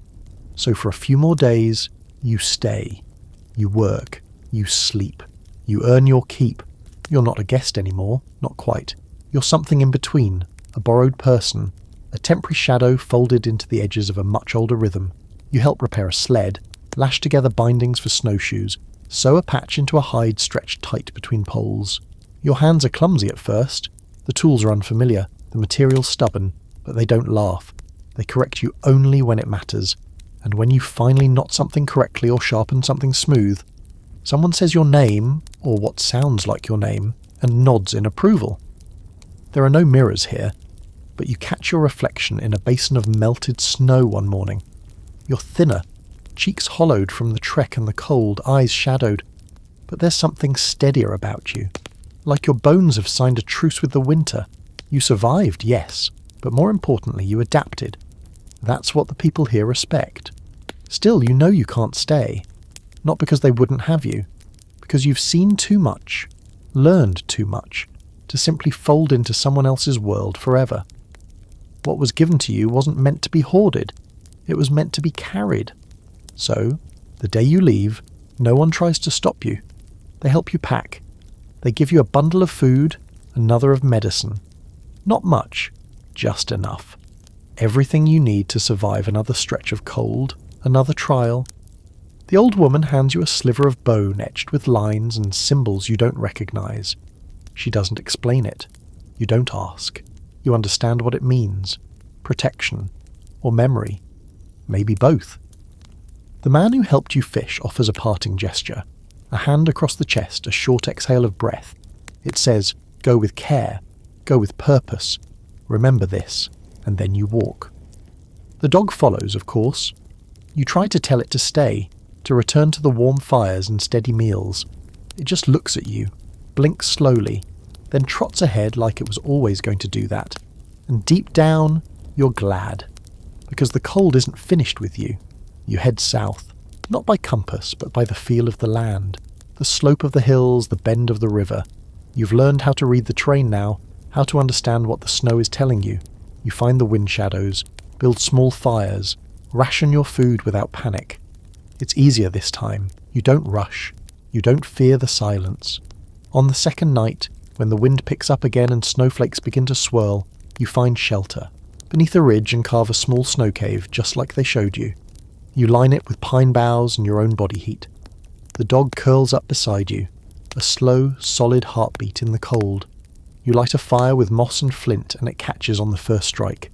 The smoke drifts upward through a hole you carved in the ceiling. And for a moment you sit in the glow and think of every piece of knowledge stitched into your pack.